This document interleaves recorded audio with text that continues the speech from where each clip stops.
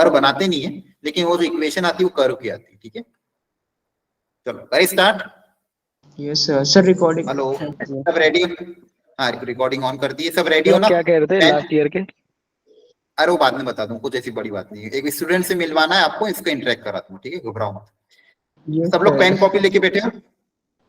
Yes sir. आज थोड़ा सा रैपिड फायर होगा, हाईली कंसंट्रेट होके बैठना, स्पीड तेज रखना। थोड़ा सा बहुत सारे क्वेश्चन आज प्रैक्टिस करने वाले, डाउट आए कोई दिक्कत नहीं, अनम्यूट करके पूछ लेना, लेकिन सब लोग अटेंड जरूर करना। चलो स्टार्ट करते हैं। डिफरेंशियल इक्वेशन जेई के पीवाईक्यू।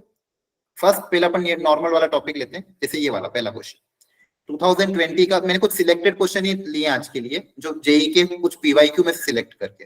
जैसे ये क्वेश्चन पढ़ो ध्यान से, the differential equation of the family of the curve. अब यहाँ पे एक कर्व आपको गिवन है, देखो इसलिए मैं आपको नहीं बोला था कर्व, ये फैमिली ऑफ कर्व, जितनी भी डिफरेंशियल इक्वेशन रहती है वो क्या रिप्रेजेंट करती है, फैमिली ऑफ कर्व को रिप्रेजेंट करती है। ठीक है, कर्व हम बनाते नहीं, लेकिन उनका रिप्रेजेंटेशन क्या होता है, फैमिली ऑफ कर्व। आपको मैंने कहा था कि एनसीईआरटी की इंट्रोडक्शन रीड करना, तो डिफरेंशियल इक्वेशन के एप्लीकेशन और ज्योमेट्रिकल इंटरप्रिटेशन आपको समझ में आएगा। ठीक है, तो यहाँ पे आप ध्यान से देखो, एक कर्व आपको दिया है, कर्व की इक्वेशन x² + 4by + b। अच्छा, मुझे कोई बता सकता है किस टाइप का कर्व है? पैराबोला। वेरी गुड, बहुत बढ़िया, पैराबोला है। हाँ, पैराबोलिक कर्व है, x² में क्वाड्रेटिक है, तो ये पैराबोलिक कर्व है, बहुत बढ़िया। अच्छा, यहाँ पे अच्छा आपने एक वर्ड सुना हो कभी, arbitrary constant? Yes sir. Yes arbitrary, जितने आर्बिट्री कांस्टेंट होते हैं उसकी क्या होती है, जितने डिस्टिंक्ट आर्बिट्री कांस्टेंट होते हैं, जितने डिस्टिंक्ट आर्बिट्री कांस्टेंट होते हैं उतनी उसकी क्या होती है, सॉल्यूशन। नहीं सॉल्यूशन नहीं, डिग्री या फिर ऑर्डर बोल दो, ऑर्डर, उसका होता क्या होता है, ऑर्डर। अभी इसका आर्बिट्री कांस्टेंट क्या बोला इसने? हाँ मैं समझा रहा हूँ, एक मिनट। यहाँ पे देखो, क्या ये बी दिख रहा है आपको? Yes sir. ऐसा भी तो होता है, जितने आर्बिट्री कांस्टेंट होते हैं उतने सॉल्यूशन आते हैं। सॉल्यूशन में बोल सकते हो, वो अलग चीज है। इसका समझाता हूँ, 2 मिनट रुको। ये यहाँ पे आपको बी दिख रहा है? अच्छा मुझे बताओ, इस इक्वेशन में कितने आर्बिट्री कांस्टेंट है ओवरऑल, जो चेंज करने पे पूरी इक्वेशन पे डिपेंड करेगा? सिर्फ एक बी सर, एक ही है। अच्छा ठीक है, इसमें कंफ्यूजन हो सकता है, कुछ बच्चे बोलेंगे 2, कुछ बच्चे बोलेंगे 1। चलो इसको अपन इसी क्वेश्चन के लास्ट में वापस डिस्कस करें। सबसे पहले तो मुझे इसकी डिफरेंशियल इक्वेशन निकाल के दिखाओ। डिफरेंशियल इक्वेशन कैसे निकालेंगे, तरीका क्या होता है डिफरेंशिएट निकालने का, क्या तरीका होता है? अपन को इस तरह से इसको करना है ताकि जितने भी ये कांस्टेंट है ये सारे एलिमिनेट हो जाए, और फाइनल इक्वेशन में मेरे पास सिर्फ dy/dx का टर्म, x का टर्म और y का टर्म है ना? ऐसे ही करते हो? डिफरेंशिएट अच्छे से सीखते जाना, अपने स्टेप बाय स्टेप सीखेंगे, फिर एक अच्छी वैरायटी ऑफ क्वेश्चन जल्दी करेंगे। पहले स्टेप सीखने का है, इसलिए सब लोग बताते भी जाना, कहीं डाउट आए तो। जैसे यहाँ पे देखो, अपन बेसिकली डिफरेंशियल इक्वेशन कैसे निकालते हैं, आर्बिट्री कांस्टेंट को एलिमिनेट करके। ठीक है, अब बताओ क्या करें कि यहाँ से एलिमिनेट हो जाएगा, चेक करो जल्दी से। चलो आप लोग ट्राई करो, बताओ एबीसीडी में से क्या आएगा, फिर मैं डिस्कस करता हूँ इसको। एक बार खुद से ट्राई कर लो जल्दी से। एक ही क्वेश्चन में 2-3 वैरायटी आज कवर होगी। इसमें आर्बिट्री कांस्टेंट का जो कॉन्सेप्ट है वो भी मैं आपको समझा दूंगा कि इसका मतलब क्या होता है। ठीक है, जल्दी से ट्राई कर लो, और किसी का आंसर आ रहा तो एक बार डिस्कस कर लो एबीसीडी में से।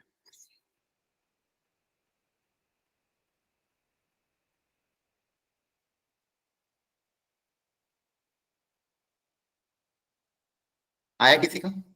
सर ये आपने आर्बिट्री कांस्टेंट ये क्या बताया था?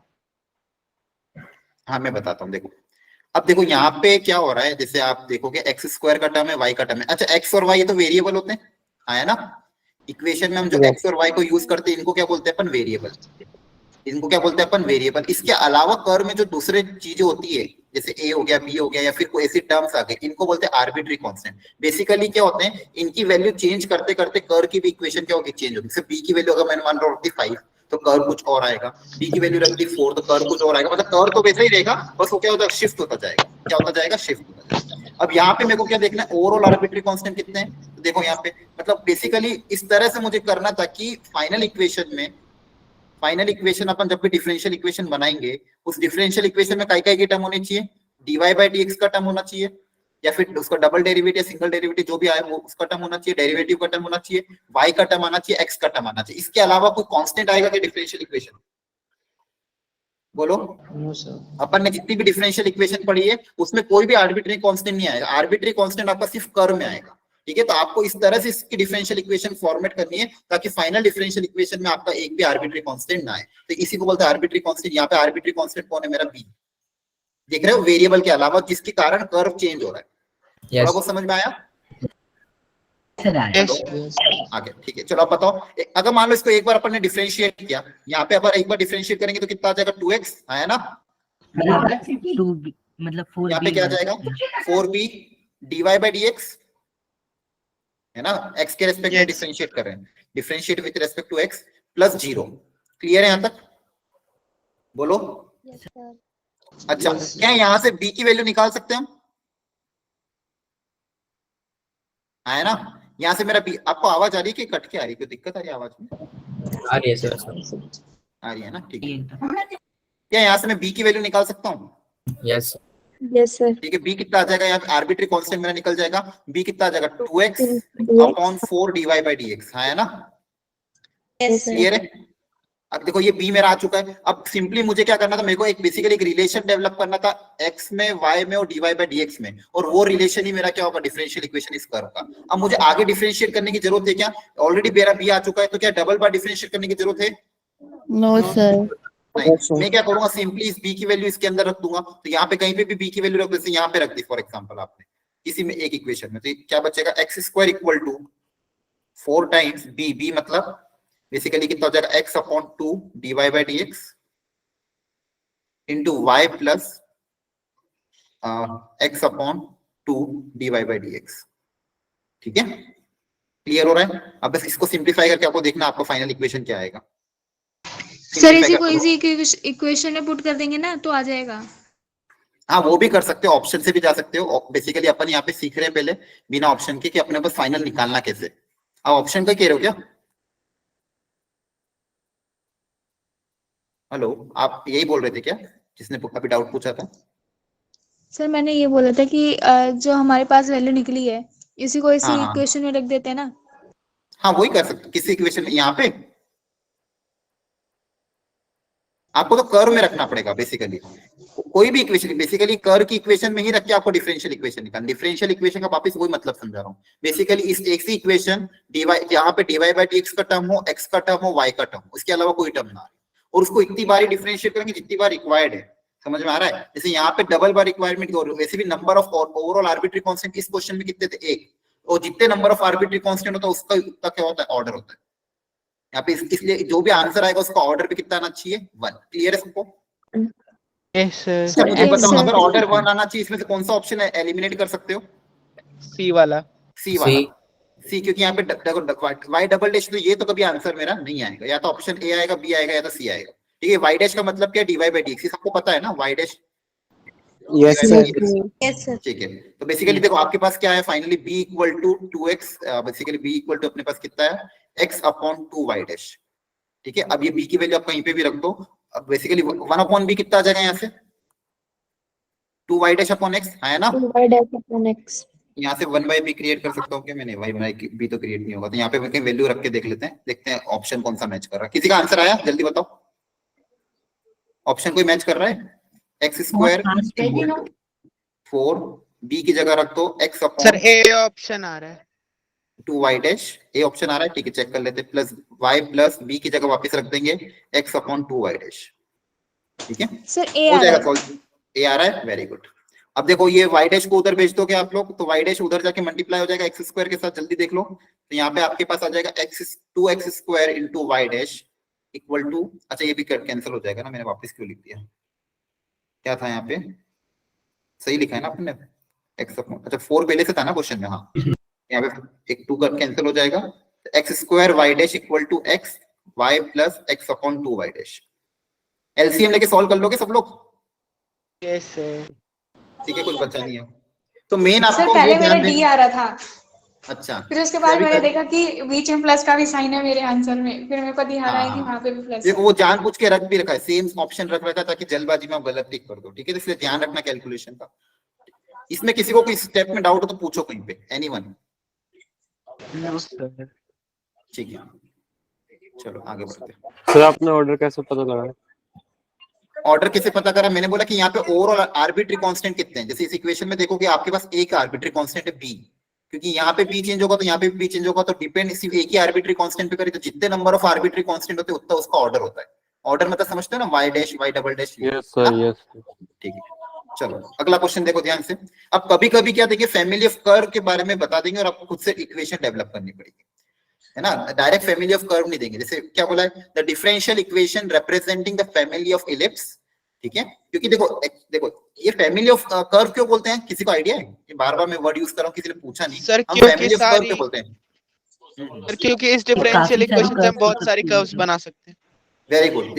किसी भी एक डिफरेंशियल इक्वेशन से बहुत सारे कर्व बना सकते। कैसे? देखो इसी ऑप्शन से देखो, ये आपका फाइनल आंसर आया डिफरेंशियल इक्वेशन का। इसका कर्व कौन सा था? ये वाला आया ना, बोलो समझ में आ रहा सबको? ये आपकी डिफरेंशियल इक्वेशन है, इसका कर्व कौन सा? ये वाला है। अब इस कर्व में आप बी की वैल्यू जैसे जैसे चेंज करोगे आपको बहुत सारे कर्व मिलते जाएंगे। एक्स और वाई तो वैसे ही रहेगा, एक्स और वाई तो क्या वो तो डिपेंड कर, लेकिन आप बी जो बी है आपका, वो जैसे जैसे कर्व करोगे आपको सेम टाइप के बहुत सारे कर्व मिलेंगे। जैसे अगर मैं एक एग्जांपल बोलूं, for example differential equation of the family of circle centre origin, तो देखो ध्यान से, एक सर्कल ये बनाया सेंटर ओरिजिन पे, एक सर्कल ये बनाया सेंटर ओरिजिन पे, एक सर्कल ये बनाया सेंटर ओरिजिन पे, ऐसे बहुत सारे सर्कल बनते जाएंगे, हाँ है ना। अच्छा, इन सारे सर्कल में चेंज क्या हो रहा है ये बताओ, क्या चेंज हो रहा है इन सारे सर्कल? रेडियस रेडियस चेंज हो रहा है। यहाँ पे सब में क्या चेंज हो रहा है? रेडियस। तो यहाँ पे आर्बिट्री कांस्टेंट कौन हुआ मेरा? Radius. Radius of the circle. Very good. अब जैसे इन सारे सर्कल की अगर मुझे जनरल इक्वेशन लिखनी तो क्या लिखूंगा? X square plus Y square equal to R square. तो ये सारे फैमिली ऑफ सर्कल को रिप्रेजेंट कर रहा है, हाँ है ना। Yes yes sir. तो यहाँ पे ये जो आर है इसको अपन बोलते हैं आर्बिट्री कांस्टेंट। देखो एक कांस्टेंट होता है जो फिक्स रहता है, ध्यान रखना, एक कांस्टेंट होता है जो क्या होता है? फिक्स रहता है। और ये कैसा है? मेरा आर्बिट्री कांस्टेंट। अब समझ में आ गया दोनों में अंतर? बोलो। Yes sir. ठीक है, तो ये आर्बिट्री कांस्टेंट है मेरा। जैसे जैसे आर की वैल्यू बदलती जाएगी मेरे को अलग अलग क्या मिलेंगे? कर्व मिलेंगे। अब इसकी डिफरेंशियल इक्वेशन क्या होगी बताओ? बोलो क्या करेंगे? डिफरेंशिएट कर देंगे, हाँ है ना। तो कितना आ जाएगा? 2x plus 2y y dash equal to 0, है ना। Yes sir. ठीक है, तो ये आपका यहाँ से आ जाएगा y, जो भी आपका डिफरेंशियल इक्वेशन आ जाएगा। तो अब यहाँ पे देखो ऑर्डर भी 1 है और नंबर ऑफ आर्बिट्री कांस्टेंट भी कितना था? 1। तो जितने आर्बिट्री कांस्टेंट है उतना उसका क्या होगा? ऑर्डर होगा। क्या आप क्लियर है? Yes sir. ठीक है, जैसे यहाँ पे भी क्या बोला गया है कि the differential equation represent the family of ellipse whose focus either lies on x axis or y axis and center at origin। अब ये फैमिली ऑफ इलिप्स है, या तो फोकस x एक्सिस पे लाई करेगा या y एक्सिस पे लाई करेगा, लेकिन सेंटर तो ओरिजिन है, ठीक है। And it passes through 0,3। वो कहां से पास कर रहा है? 0,3। मतलब या तो इलिप्स ऐसा होगा, इलिप्स तो ध्यान ही होगा थोड़ा बहुत, है ना, ठीक है। या तो इलिप्स ऐसा होगा या फिर इलिप्स आपका y एक्सिस पे होगा, दोनों में से किसी एक ऊपर की तरफ होगा। हाँ, या तो ऊपर की तरफ होगा। क्लियर है? या तो ये हो सकता है या तो ये हो सकता है, दो कंडीशन है, ठीक है। अच्छा, दोनों ही केस में इलिप्स की इक्वेशन क्या होती है जनरल स्टैंडर्ड बताओ? x square upon a square plus y square upon b square plus की अब मुझे ये बताओ नंबर ऑफ आर्बिट्री कांस्टेंट कितने हैं इसके? 2। ओवरऑल कितने आर्बिट्री कांस्टेंट है? Very good. तो फाइनल डिफरेंशियल इक्वेशन का ऑर्डर कितना रहेगा? सेकंड ऑर्डर 2 ऑर्डर रहेगा। Very good. इसमें से कौन सा ऑप्शन एलिमिनेट हो जाएगा? एलिमिनेट हो जाएगा। डी भी उड़ जाएगा और ए भी उड़ जाएगा। ए भी जाएगा सर। तो देखो यहाँ पे 50-50 चांसेस हो गए, आपके 2 ऑप्शन तो उड़ ही गए, है ना। Yes sir. ठीक है, चलो अब इसके बाद मुझे ये बताओ, अब ये कर्व कहां से पास कर रहा है? 0,3, राइट। 0,3 मतलब या तो ये पॉइंट होगा 0,3 या फिर यहाँ पे ये वाला पॉइंट हो सकता है 0,3।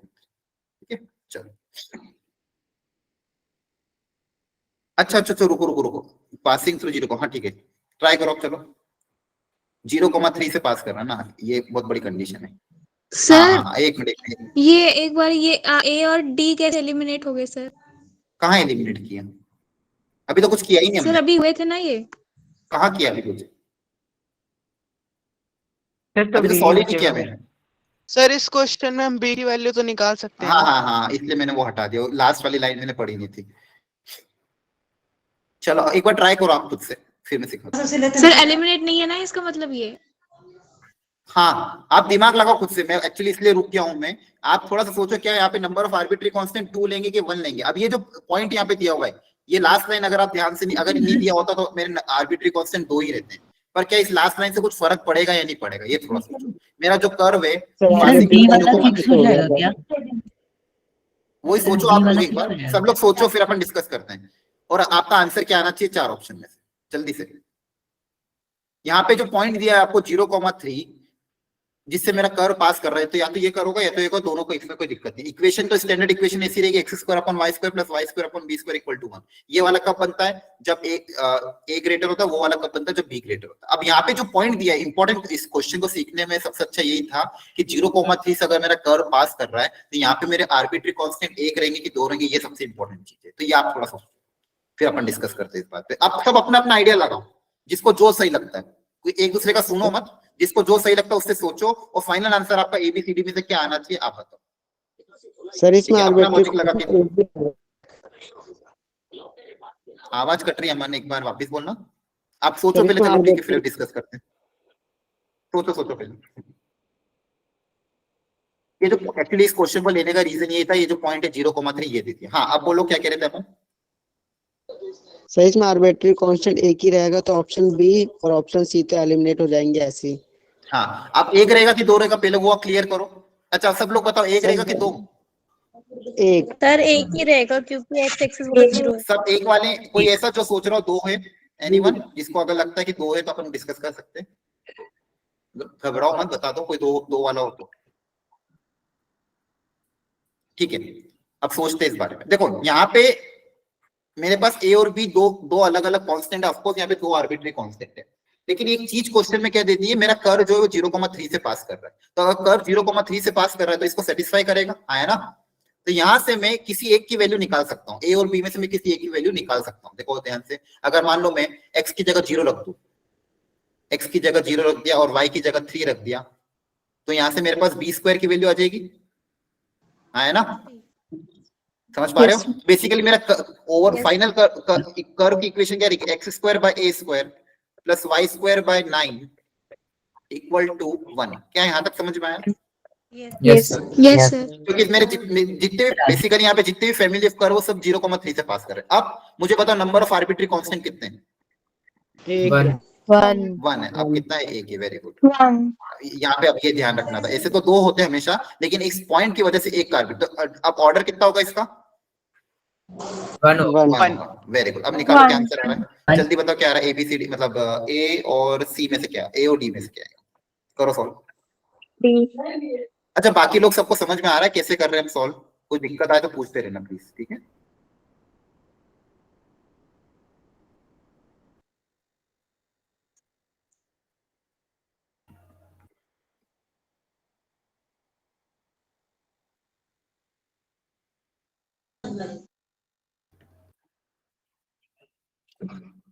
सर डी हो जाएगा ऑप्शन नंबर डी है। ठीक है चलो सॉल्व कर लेना एक बार आप। इसका आंसर की एक बार भेज दूंगा आपको आज क्लास के बाद, ठीक है। एक बार क्रॉस चेक कर लेना अपने अपने आंसर। चलो अगला देखो, अगला आप खुद से बताओ मुझे। अगेन क्या बोला, if the differential equation representing the family of all circle touching x axis at origin, ध्यान से करना, अच्छा क्वेश्चन है। इज दिस, तो यहाँ पे बेसिकली यहाँ पे डिफरेंशियल इक्वेशन का आपको आंसर निकालना है। उसमें बोला फिर जो y का जो कोएफिशिएंट होगा वो क्या होगा, इस तरह की इक्वेशन। तो सबसे पहले इसकी इक्वेशन फॉर्म करो, differential equation of all the circle touching x axis at origin. इसका डायग्राम कैसे बनेगा, बनाओ। और इसका कर्व बनाओ पहले, कर्व की इक्वेशन क्या आएगी, और फिर आप सोचना डिफरेंशियल इक्वेशन के बारे में। Circle touching x axis at origin, ये आपकी x एक्सिस है। सारे सर्कल जो x एक्सिस को ओरिजिन पे टच कर रहे हैं, जल्दी बनाओ। बना लिया? Yes sir. क्या आ रही कर्व की इक्वेशन, क्या चेंज आ रहा है कर्व में?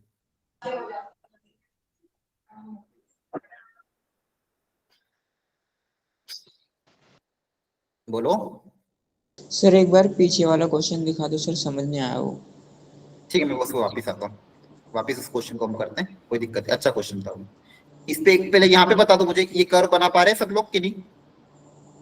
बना रहे हैं, एक सेकंड रुक जाओ। बनाओ बनाओ। आप लोग बता भी दिया करो, आपको अगर टाइम चाहिए हो तो ये बोल दिया करो सर 2 मिनट रुक जाओ, ठीक है। मुझे लगता है कि आप बना के बैठे हो। और अगर बन जाए तो बता देना कि सर बना लिया, इक्वेशन में लिख दिए। Differential equation of all circle touching x axis at origin. सब लोग ट्राई करो अपनी कॉपी में, सारे सर्कल जो एक्स एक्सिस को ओरिजिन पे टच कर रहे हैं, तो ऐसी फैमिली ऑफ सर्कल कैसे बनेंगे, बनाओ थोड़ा सा। और उनकी इक्वेशन क्या होगी जनरल, वो लिखनी है। ये सारे जेई के सिलेक्टेड क्वेश्चन आपके सामने आज लाए हूं। बहुत सारे क्वेश्चन ऐसे थे जो बेसिक थे, लेकिन कुछ क्वेश्चन जो अच्छे थे वो सिलेक्ट किए। अच्छे से अटेम्प्ट करो इनको, अटेम्प्ट करने में ही सीखने का मिलेगा। बना दिया? Yes sir. बोलो। ठीक है, अब देखो मैं बना रहा हूँ। कैसे बन रहा है? सर पता नहीं क्या ही बन रहा है। ठीक है सुनो ध्यान से। सर Basic रंगोली का टाइप का अच्छा बन मुझे रहा ये है। बोलो, सर सर्कल एक्स एक्सिस को टच कर रहे थे, ऐसे दिखेंगे सर्कल जो एक्स एक्सिस को टच करते हैं, है ना? Yes sir. Yes sir. Sir बस जी ओरिजिन सिंपल को था, टच टफ नहीं कर था। रहा है ना। हाँ, आप ओरिजिन पे टच करा था, अपन सर्कल ओरिजिन पे लेके आ जाओ, कुछ भी नहीं था। देखो ध्यान से, circle touching x axis at origin, मतलब एक्स एक्सिस को टच कर रहा है कहाँ पे, ओरिजिन पे। तो ओरिजिन पे टच करा दो ना, ये रहा एक सर्कल, ये रहा। ऐसे और भी सर्कल बन सकते हैं। एक यस सर्कल सर, ये सारे बनेगा, एक्सिस बन सकते हैं रंगोली के सारे टाइप। ऐसे बनते जाएंगे। हाँ मतलब ये सही बना रहा हूँ ना मैं? Yes sir. ठीक है, अब इन सारे सर्कल में कॉमन चीज क्या होगी ये बताओ।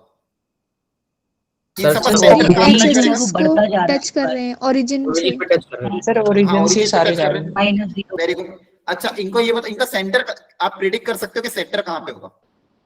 No sir. सर्कल का सेंटर कहाँ पे लाई करेगा? मतलब वाई एक्सिस पे लाई करेगा, इतना बता सकता हूँ क्या? Yes Symmetric sir. circle होंगे ना, कुछ सर नहीं इसकी इक्वेशन ऐसे नहीं बना सकते, सर, सर्कल की जनरल इक्वेशन में नहीं, एक 0,0 पुट कर दें। उससे भी आसान ये होगा। एक बार आप ध्यान से देखो, इसमें मुझे ये बताओ सिमेट्रिकल है तो क्या सेंटर वाई एक्सिस पे लाई करेगा कि नहीं करेगा, ये बताओ। Yes sir. Yes sir. करेगा सर। ठीक है, जैसे यहाँ पे अब अगर मान लो इस सर्कल की रेडियस आर मान लिया अपन ने, तो कोई मुझे सेंटर प्रिडिक्ट करके बता दो, सेंटर क्या होगा? अगर सर्कल की रेडियस 0,r। आर, ये यही मेन था। अगर सर्कल एक्स एक्सिस को टच कर रहा है तो हमेशा उसका सेंटर क्या होता है, मतलब बेसिकली ये डिस्टेंस कितना है आपका आर, तो सेंटर कितना होगा 0,r। अब दूसरा सर्कल जो होगा उसका भी सेंटर 0,r ही तो होगा। जितने भी सर्कल आप सर अलग जैसा अलग भी सर्कल बनाओ, सर अलग अलग सर्कल के लिए अलग अलग सेंटर होगा फिर तो। हाँ सबका रेडियस, जैसे जैसे रेडियस चेंज होगी सबका सेंटर बेसिकली रेडियस डिपेंड करेगा ना, बाकी सबका कोऑर्डिनेट तो 0,r ही होगा। Yes sir. हाँ यस सर। चाहे सर्कल कितना भी बड़ा क्यों ना, उसका सेंटर का कोऑर्डिनेट तो हमेशा 0,r ही होगा। क्या ये बात समझ में आती है? Yes sir. Where r is the radius of the circle। तो यहाँ पे नंबर ऑफ आर्बिट्री कांस्टेंट कितने हैं? 1 वन ही। यहाँ पे दो आर्बिट्री। हाँ, अब यहाँ पे गलती क्या करते हैं बच्चे कि एक आर रेडियस मान ले और सेंटर को मान ले तो 0,b, तो यहाँ पे दो आर्बिट्री कांस्टेंट मान ले। उनको ये सोचना होगा कि भाई अगर x इसको टच कर रहा है तो ये डिस्टेंस ही उसका रेडियस होगा। आया ना, सेंटर से परपेंडिकुलर डिस्टेंस रेडियस होता है टेंजेंट पे, ये टेंजेंट है तो ये रेडियस होगा, और ये रेडियस क्या होगा सेंटर पे होगा, जिसका सेंटर क्या होगा 0,r होगा। क्या ये बात सबको समझ में आती है? बोलो। Yes sir. अब सेंटर 0,r रेडियस r, अब सर्कल की इक्वेशन लिखना आती है सेंटर रेडियस फॉर्म में? Yes sir. Yes centre sir. अगर a, b हो तो सर्कल की इक्वेशन कैसे लिखते square हैं? वेरी गुड, बोलो फिर आगे। 5 minus b y minus b whole square is equal to r r r minus square नहीं r स्क्वायर रेडियस। हाँ है ना?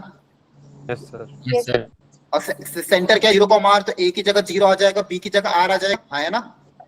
Yes sir. Yes sir. फिर एक एक्स जगह 0 b की स्क्वायर जगह plus Y square minus 2ry। बिल्कुल बिल्कुल। क्या ये कर्व की इक्वेशन मैंने लिख दी सही है? बोलो। yes sir यस ठीक है, सर। तो आपकी कर्व की आपको अगर ये मेरे को लग रहा है ना एनसीईआरटी में भी ऐसा एग्जांपल है आपका, सॉल्व्ड एग्जांपल। एक बार आप घर जाके देखो, एनसीईआरटी में भी ऐसे क्वेश्चन दिए हुए हैं। तो X square plus Y square minus 2r y plus r square और r स्क्वायर तो उधर से कैंसिल हो जाएगा, इक्वल टू 0। आया ना? Yes sir. चेक करो। ठीक है, यहाँ पे नंबर ऑफ आर्बिट्री कांस्टेंट एक है, तो मुझे एक ही बार डिफरेंशिएट करना अलाउड है। मैं ज्यादा बार डिफरेंशिएट नहीं कर सकता, क्योंकि ऑर्डर कितना रखना है मुझे 1 रखना है। आया ना? समझ पा रहे हो? Yes sir. जितने नंबर ऑफ आर्बिट्री कांस्टेंट होंगे उतनी बारी में डिफरेंशिएट, मतलब उतना ही ऑर्डर रख पाऊंगा। तो नंबर ऑफ आर्बिट्री कांस्टेंट इस क्वेश्चन में मेरे पास ध्यान से हमने समझा तो एक था, तो इसका ऑर्डर भी एक आना चाहिए। तो हमारे पास एक ही बार डिफरेंशिएशन करना अलाउड है। अब बताओ क्या आंसर आ रहा है ABCD में से? इसका सही कर रखा है, अच्छा, हो मतलब सकता है मॉड्यूल आपने में कर था लिया। ना तो ये कर रखा था। ठीक है, बाकी जिसने नहीं कर रखा वो ट्राई कर लो। अच्छा, यहाँ पे मुझे एक ही बार डिफरेंशिएट करना अलाउड है, तो क्या करूँ? इस r को एलिमिनेट करने के लिए r को या तो अकेला बना दो, या फिर डिफरेंशिएट कर दो डायरेक्ट, जैसा सही लगे। जैसे यहाँ पे अगर डिफरेंशिएट कर देंगे तो भी काम हो जाएगा। डिफरेंशिएशन कितना हो जाएगा, 2x plus 2y dy by dx minus 2r dy by dx equal to 0। तो यहाँ से r की वैल्यू निकाल लेते हैं। तो 2x प्लस 2y, अच्छा 2 2 तो उड़ जाएगा, r की वैल्यू निकालो, r की वैल्यू निकाल के पुटअप कर दो, क्या अपना काम। यहाँ से r कितना आ जाएगा मेरे, सर r की वैल्यू आ रही है x अपॉन dy by x plus y। ये आ रही होगी, है ना, x plus Y Y dash upon Y dash. अब ये r की वैल्यू वापस इसमें रख दो क्या, तो आपका आंसर आ जाएगा और फिर कंपेयर कर लेना। बोलो आया कि नहीं समझ में? हाँ सर रख दिया, आ गया, ठीक है। बाकी लोग आ गया सर, आ गया। Yes, sir. सर हो गया। ठीक है, चलो ओके, एक और ट्राई करें 2012 का। सर मैंने पहले भी ट्राई हुआ था, किया था क्वेश्चन, पर समझ ही नहीं आया था, मैंने छोड़ दिया। आज आ गया, अब आ गया समझ में?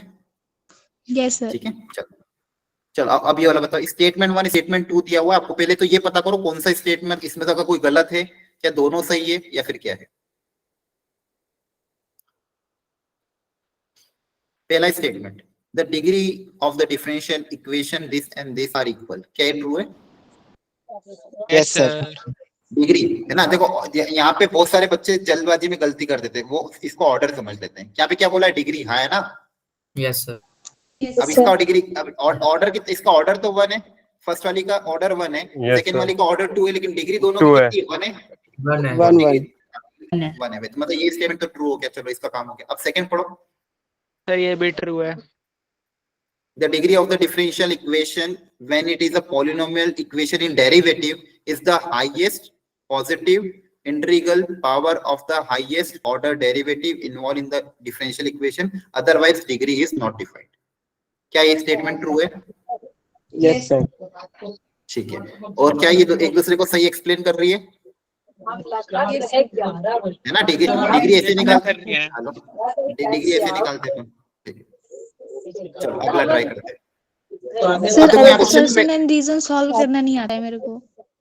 असर्शन एंड रीजन में देखो, ऐसे वैसे अभी आपको मेंस में नहीं आते थे। असर्शन एंड रीजन में एक ही चीज आपको ध्यान रखना है, सबसे पहले तो ये चेक कर लो कोई स्टेटमेंट गलत तो नहीं है, कोई फॉल्स तो नहीं, क्योंकि अगर कोई स्टेटमेंट फॉल्स आ गया तो आपका एक ऑप्शन, मतलब बेसिकली ये शुरू के 2 ऑप्शन तो गलत हो जाएंगे, मतलब ये 2 ऑप्शन चले जाएंगे, आपके पास बचेगा इन दोनों में से कोई एक। अगर लेकिन दोनों स्टेटमेंट ट्रू आ जाते हैं तो फिर आपको ये दिमाग लगाना है क्या इसको जो निकालने का अपन तरीका सोच रहे हो, क्या उसका सही एक्सप्लेनेशन ये है या नहीं है। अपन ऑर्डर डिग्री ऐसे तो देखते हैं, सबसे पहले देखते हो डिफरेंशियल इक्वेशन है कि नहीं है, फिर उसका पावर देखते हैं। यहाँ पे उसी की डेफिनेशन तो गिवन है ना, तो इसलिए ये इसको क्या कर रही है, सही एक्सप्लेन कर रही है। सही एक्सप्लेन नहीं करती तो आंसर ये हो जाता कोई भी एक। ठीक है, ओके सर। यहाँ पे देखो जल्दी से, the differential equation which represent the family of curve this where C1 and C2 are the arbitrary constant. यहाँ पे क्वेश्चन में पहले से मेंशन कर दिया कितने आर्बिट्री कांस्टेंट है, 2।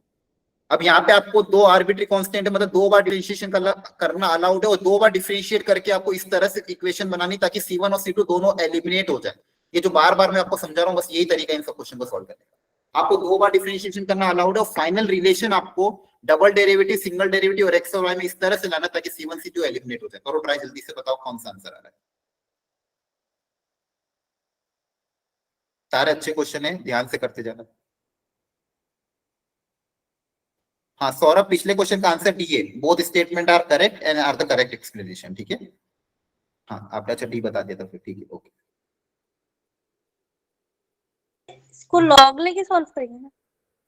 सोचो मुझे तो बस कैसे भी करके C1 C2 को एलिमिनेट करना। मेरा टारगेट ये है कि मेरे दोनों आर्बिट्री कांस्टेंट एलिमिनेट हो जाए और एक रिलेशन आ जाए डेरिवेटिव और x और y में, डेरिवेटिव और डिपेंडेंट और इंडिपेंडेंट वेरिएबल।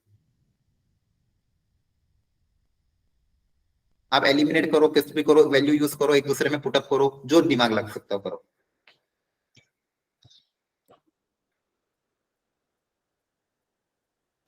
सर पिछले वाले क्वेश्चन का एक बार स्टेटमेंट 2 समझा दो। स्टेटमेंट 2 जो पिछला वाला क्वेश्चन है, इसमें स्टेटमेंट 2 है ना, डिग्री को डिफाइन नहीं किया गया। किसी आपको मैंने पिछले लेक्चर में समझाया था, अपन डिग्री कब निकालते हैं, सबसे पहले क्या चेक करते हैं कि dy बाई dx में वो पॉलिनोमियल होना चाहिए, इक्वेशन किसमें होनी चाहिए, डेरिवेटिव में पॉलिनोमियल इक्वेशन होनी चाहिए, आया ना? Yes sir. ठीक है, डिग्री स्टेटमेंट 2 में डिग्री निकालने का तरीका समझाया गया पहले कि पहले तो हमको ये चेक करना है कि क्या डिफरेंशियल इक्वेशन मेरी dy by dx में पॉलिनोमियल है या नहीं है। पहली चीज, अगर वो डिफरेंशियल dy by dx में पॉलिनोमियल है, फिर डिग्री निकालने के लिए मैं क्या देखो, सबसे हाईएस्ट ऑर्डर देखेंगे कि सबसे हाईएस्ट ऑर्डर उसमें क्या है, फिर उस सबसे हाईएस्ट ऑर्डर की जो पावर होगी वही आपका क्या होगी, उसकी डिग्री होगी। जैसे छोटा सा एग्जांपल ले लेते हैं, डिग्री आप जैसे D square Y by D X square की power 4 plus sine X equal to D cube Y by D X cube की पावर 2। ठीक है, अब यहाँ पे ध्यान से देखो, dy बाई dx में पॉलिनोमियल है कि नहीं है, dy बाई dx की पावर क्या आ रही है, 4 आ रही है, 2 आ रही है, मतलब होल नंबर आ रही है, मतलब पॉलिनोमियल इक्वेशन है dy बाई dx में, आया ना? Yes sir. अब इसमें हाईएस्ट ऑर्डर कितना है? 2, oh sorry 3। Hi, very good, highest order कितना है? 3 है। तो उस हाईएस्ट ऑर्डर की पावर कितनी है? 2 है, तो इसलिए उसकी डिग्री कितनी हो जाएगी? 2 हो जाएगी। तो ये डिग्री निकालने का तरीका, सबसे पहले क्या देखोगे, dy बाई dx में पॉलिनोमियल इक्वेशन, फिर सब क्या चेक करोगे, हाईएस्ट ऑर्डर, और हाईएस्ट ऑर्डर की पावर क्या होगी, आपकी डिग्री। क्या आप समझ में आया थोड़ा? Yes sir. ठीक है, जो ये उसी की डेफिनेशन को यहाँ पे दिया गया है कि डिग्री निकालने का क्या तरीका होता है, और यहीं पे वो क्वेश्चन दिया हुआ। अब ठीक है, ओके सर। ठीक है, अब बताओ इसका आंसर क्या आएगा? सर डी, मुझे मेरा डी आ रहा है। डी आ रहा है? नहीं सर, एक मिनट मैं कल देख लेती हूँ मैंने क्या लिखा। हो सकता है डी आ रहा है, पता नहीं, सी आ रहा है। बाकी जनता कुछ कर रही है कि नहीं, कि मैच देख रहे हो? सर सी आ रहा है। मैच भी चल रहा है ना, क्या स्कोर हो पता नहीं। सर मैच कौन सा चल रहा है सर? इंडिया बांग्लादेश चल रहा है ना, वर्ल्ड कप। 257 की वो है विराट भी बॉलिंग कर रहा है सर। सर मुझे पता भी नहीं है, मैच भी चल रहा है। हाँ, आप लोगों को तो पता होना नहीं चाहिए, आप सब जेई की प्रिपरेशन कर रहे हो, तो क्या दुनिया में चल रहा है कुछ पता नहीं होना चाहिए। हाँ सर, सी आ वो रहा भी है। चल रहा है, वर्ल्ड वॉर भी हो रहा है। हाँ सर, पता सर नहीं जेई देख पता नहीं नहीं होगा। सर, पापा हमेशा चला के रखते हैं हमास वर्सेस मतलब अभी हर घर में वही चल ईरान रहा है इराक, एक्चुअली। बाकी हमें क्या हाँ पता। हाँ, हर घर में वही चल रही न्यूज। मैंने भी अभी, हमारे यहाँ चल रही थी, मैंने बंद करवाया, मैंने भी क्लास से बंद करो। सर, पता नहीं क्या क्या बोलते रहते हैं लोग तो। चलो ठीक है, आप बताओ, यहाँ पे आ जाओ, क्या है सर ABCD? सी आ रहा है। सी आ रहा है, क्या सी है? आ रहा है। Sir C option. चलो मुझे करके बता दो क्या करना है, जल्दी से। क्या करूँ सबसे पहले? सर सबसे पहले तो डिफरेंशिएट कर लो इसको। डिफरेंशिएशन और सेकंड डिफरेंशिएशन कर देंगे। ठीक है, सर 2 बार एक बार डिफरेंशिएट कर दो उसे। ओके, एक बार डिफरेंशिएट करेंगे तो C1 तो ऐसा करेगा, C2 आगे आ जाएगा, e की पावर C2x आ जाएगा। ये आ रहा है? Yes sir. जो फर्स्ट डिफरेंशिएशन है वो Yes, sir. C2 into y है, वो भी लिख दिया था। सर एक बार ना C2 आप यहाँ into पे फिर से डिफरेंशिएट कर दो। एक बार वो करूँ? यस अच्छा, सर। तो ये हो जाएगा C1 C2 का स्क्वायर e की पावर C2x। अब सर इसमें से ना नीचे वाले से आप C2 एक अलग कर लो, और उसके बाद पूरी ऊपर y डैश वाली इक्वेशन ही बन अच्छा, जाएगी, very वहां good. से रिप्लेस कर लेंगे। यहाँ से देखो C1 C2 dy, ये इसकी वैल्यू अपन यहाँ पुट अप कर देते हैं नीचे। C2 अगर मैं अलग कर लूंगा तो बचेगा क्या, C1 C2 e की पावर C2x। अल्टीमेटली मेरे को एलिमिनेशन ही करना, मतलब खेलना है इक्वेशन के साथ। इसकी वैल्यू उसमें पुट अप करो, उसकी वैल्यू इसमें पुट अप करो, फाइनल। बस आपको देखो इतना ही लॉजिक है। आप इसमें अगर ज्यादा दिमाग लगाओगे तो क्वेश्चन गलत हो जाएंगे। सिंपल लॉजिक आपको ये तक समझना है कि कैसे भी करके आर्बिट्री कांस्टेंट को एलिमिनेट करना है और डेरिवेटिव में आपस में रिलेशन लाना है। तो मैं किसी भी इक्वेशन को, अब मेरे पास ये 3 इक्वेशन है, आप किसी को भी यूज करो, एलिमिनेट करो, सब्स्टिट्यूशन करो, मल्टीप्लाई करो, डिवाइड करो, कैसे भी करके बस आर्बिट्री कांस्टेंट को एलिमिनेट करो, जो भी रिलेशन डेवलप होगा वही आपकी डिफरेंशियल इक्वेशन होगी। क्या ये बात समझ में आती है? यस सर ना? आती है। तो ये आपका ये हो जाएगा C2 into Y1। आप क्या करें? हम ऐसे C2 की वैल्यू निकाल लेते हैं। सर वहाँ पे C2 की वैल्यू y डैश से निकाल लेते हैं, y डैश को C2 into y लिख देते हैं। सर यहाँ पे C2 की C2 की वैल्यू निकाल लेते हैं, उसके बाद जो हमारी इक्वेशन है ना, वहाँ पे एक्सपोनेंशियल ऑफ C2 और एक्सपोनेंशियल ऑफ x अलग कर लेते हैं। तो सर वो हमारा मतलब ये जो y डैश है वहां से C2 की वैल्यू आ जाएगी, तो पूरी इक्वेशन फिर C1 C2 सब हट जाएंगे वहां से। अच्छा, आपने इसको वापस पुट अप किया पर? सर ठीक है, ठीक है। और कोई तरीका, एनीवन एल्स? सर C2 को सीधा y डैश बाय y लिख सकते हैं, तो लास्ट वाली इक्वेशन में पुट कर सकते हैं। नहीं, C2 तो आपका, यही सर, C2 तो आपका y double dash upon y dash आएगा। नहीं सर, ये C2 तो आ गया, मतलब जैसे हमने y डैश जो है ना उसे C2 into y लिख दिया। और अच्छा, यहाँ पे भी y आपने डैश चेंज बाय कर दिया। ओके, वेरी गुड, बहुत बढ़िया। यहाँ पे y डैश को भी आप क्या लिख सकते हो, C2 into ये y आया ना? वेरी गुड, यहाँ से जल्दी हो जाएगा। यहाँ से C2 हटा दो, अच्छा ऐसे ही किया था क्या आपने? ठीक है, फिर सही है। यहाँ से C2 और यहाँ से C2 दोनों को इक्वेट कर देंगे, ये किया था, ये कुछ और किया था? Yes sir. सर जो समझ में आ लास्ट रहा है? इक्वेशन आई है y double dash is equal to c2 y dash, उसी में पुट कर देते हैं c2 की वैल्यू। हाँ एक ही बात है, मतलब कहीं पे पुटअप करो, मतलब बेसिकली दोनों से आपने C2 निकाल लिया और पुटअप कर दो। बाकी लोगों को समझ में आया क्या हुआ यहाँ पे? वापिस समझा देता हूँ, देखो ध्यान से। जल्दी से देख लेना, जिसको नहीं समझ, किसी को डाउट है कि नहीं है कि समझो ही नहीं हो गया? सर एक बार बता दो। हाँ बता दो, ठीक है, मेरे को पता था इसलिए पूछ लिया करो मुझसे, क्योंकि थोड़ा सा कंफ्यूजिंग क्वेश्चन है। देखो आपके पास y दिया था, y डैश निकाल लिया अपन ने, y डबल डैश निकाल लिया। अब यहाँ पे एक चीज अच्छी क्या है कि इस e की पावर है ना, सब में सेम टाइप की टर्म आ रही है। देखो क्या सब में e की पावर 2x आ रहा है, e की पावर c2x, यहाँ पे भी e की पावर c2x, यहाँ पे भी e की पावर c2x। देखो y आपका ये था c1 e की पावर c2x। अब y डैश को देखो ध्यान से, y डैश क्या आया, c2 एक एक्स्ट्रा है, बाकी जो बचा हुआ है c1 e की पावर c2x, ये y ही तो है मेरा, क्या ये y है? देखो ध्यान से, यस सर, है ना? तो बेसिकली इस y डैश को मैं वापस क्या लिख सकता हूँ, c2 इंटू वाई। क्या लिख सकता हूँ, c2 इंटू वाई। सेम तरीका यहाँ पे अपना लो। यहाँ पे भी अगर आप देखोगे इसको एक बार डिफरेंशिएट, दूसरी बार डिफरेंशिएट करने पे ये आएगा डिफरेंशिएशन कांस्टेंट। तो ऐसा क्या होता है, e की पावर x का डिफरेंशिएशन e की पावर x ही होता है, और जो कोएफिशिएंट है वो क्या हो जाता है, मल्टीप्लाई। अच्छा डिफरेंशिएशन में तो दिक्कत नहीं है, ये है ठीक है। यहाँ पे देखो, यहाँ पे c2 अलग कर लोगे अगर आप, तो यहाँ पे बचेगा c1 into c2 into e की पावर c2x। यहाँ पे मैंने एक C2 को अलग कर लिया, C1 C2। अब देखो ये जो है ये तो वापस से क्या गिवन है, y डैश गिवन है, तो इसकी जगह मैं वापस क्या लिखूंगा, y डैश। तो y डबल डैश कितना आ जाएगा, C2 इंटू वाई डैश। यहाँ से C2 की वैल्यू क्या आएगी मेरे पास, y double dash upon Y dash. तो क्लियरली मेरे पास दोनों बार कांस्टेंट निकाल लिया। अब इन दोनों को आपस में इक्वेट कर दूंगा मैं, यहाँ से C2 कितना आ जाएगा, y डैश अपॉन y। ये दोनों C2 को आपस में इक्वेट कर देंगे तो कांस्टेंट एलिमिनेट हो जाएंगे। तो मेरे पास फाइनल इक्वेशन क्या आएगी, यहाँ से y डैश अपॉन y आया C2 की वैल्यू, वहां से y double dash upon y dash आया। अब क्रॉस मल्टीप्लाई कर दोगे तो y डैश का whole square equal to y into Y double dash. आया क्या समझ में? Yes sir. ठीक है। अच्छा ये बेसिकली क्वेश्चन पूछना, ठीक है चलो, क्लियर सबको? ठीक है आगे बढ़ते हैं। 2009, अच्छा ये जितने भी 2009 के क्वेश्चन है ना, पहले जेई मेंस एडवांस एक ही होता था, ठीक है। क्वेश्चन काफी अच्छे, अगर आपको कभी भी प्रैक्टिस करनी हो ना, मतलब कभी बाद में फुल सिलेबस पेपर ट्राई करने हो, प्रैक्टिस करनी तो 2012 के या फिर 2015 के पहले पेपर सॉल्व करो रखो। उसमें क्या होता था, जेई मेंस एडवांस वीक था, तो क्वेश्चन का लेवल काफी अच्छा होता था। अब देखो ये वाला question, the differential equation of the family of curve with the fix radius 5 unit and the centre on the line y equal to 2। अब इसको डायग्राम बनाओ और उसके पहले कर्व बनाओ, डायग्राम बना के कर्व फॉर्म करो। ये सारे वेराइटी एनसीईआरटी में भी, अगर आपने एनसीईआरटी अच्छे से सॉल्व कर रखी होगी ना, तो ये सारे क्वेश्चन भी आपसे हो जाएंगे। तो सबसे पहले डायग्राम बनाओ अच्छे से और देखो क्या कर्व की इक्वेशन आ रही है।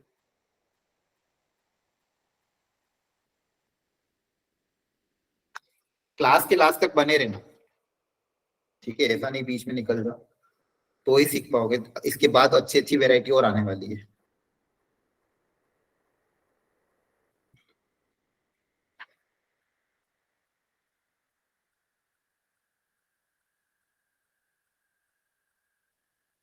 डायग्राम बना के कर्व की इक्वेशन बनाने की कोशिश करो।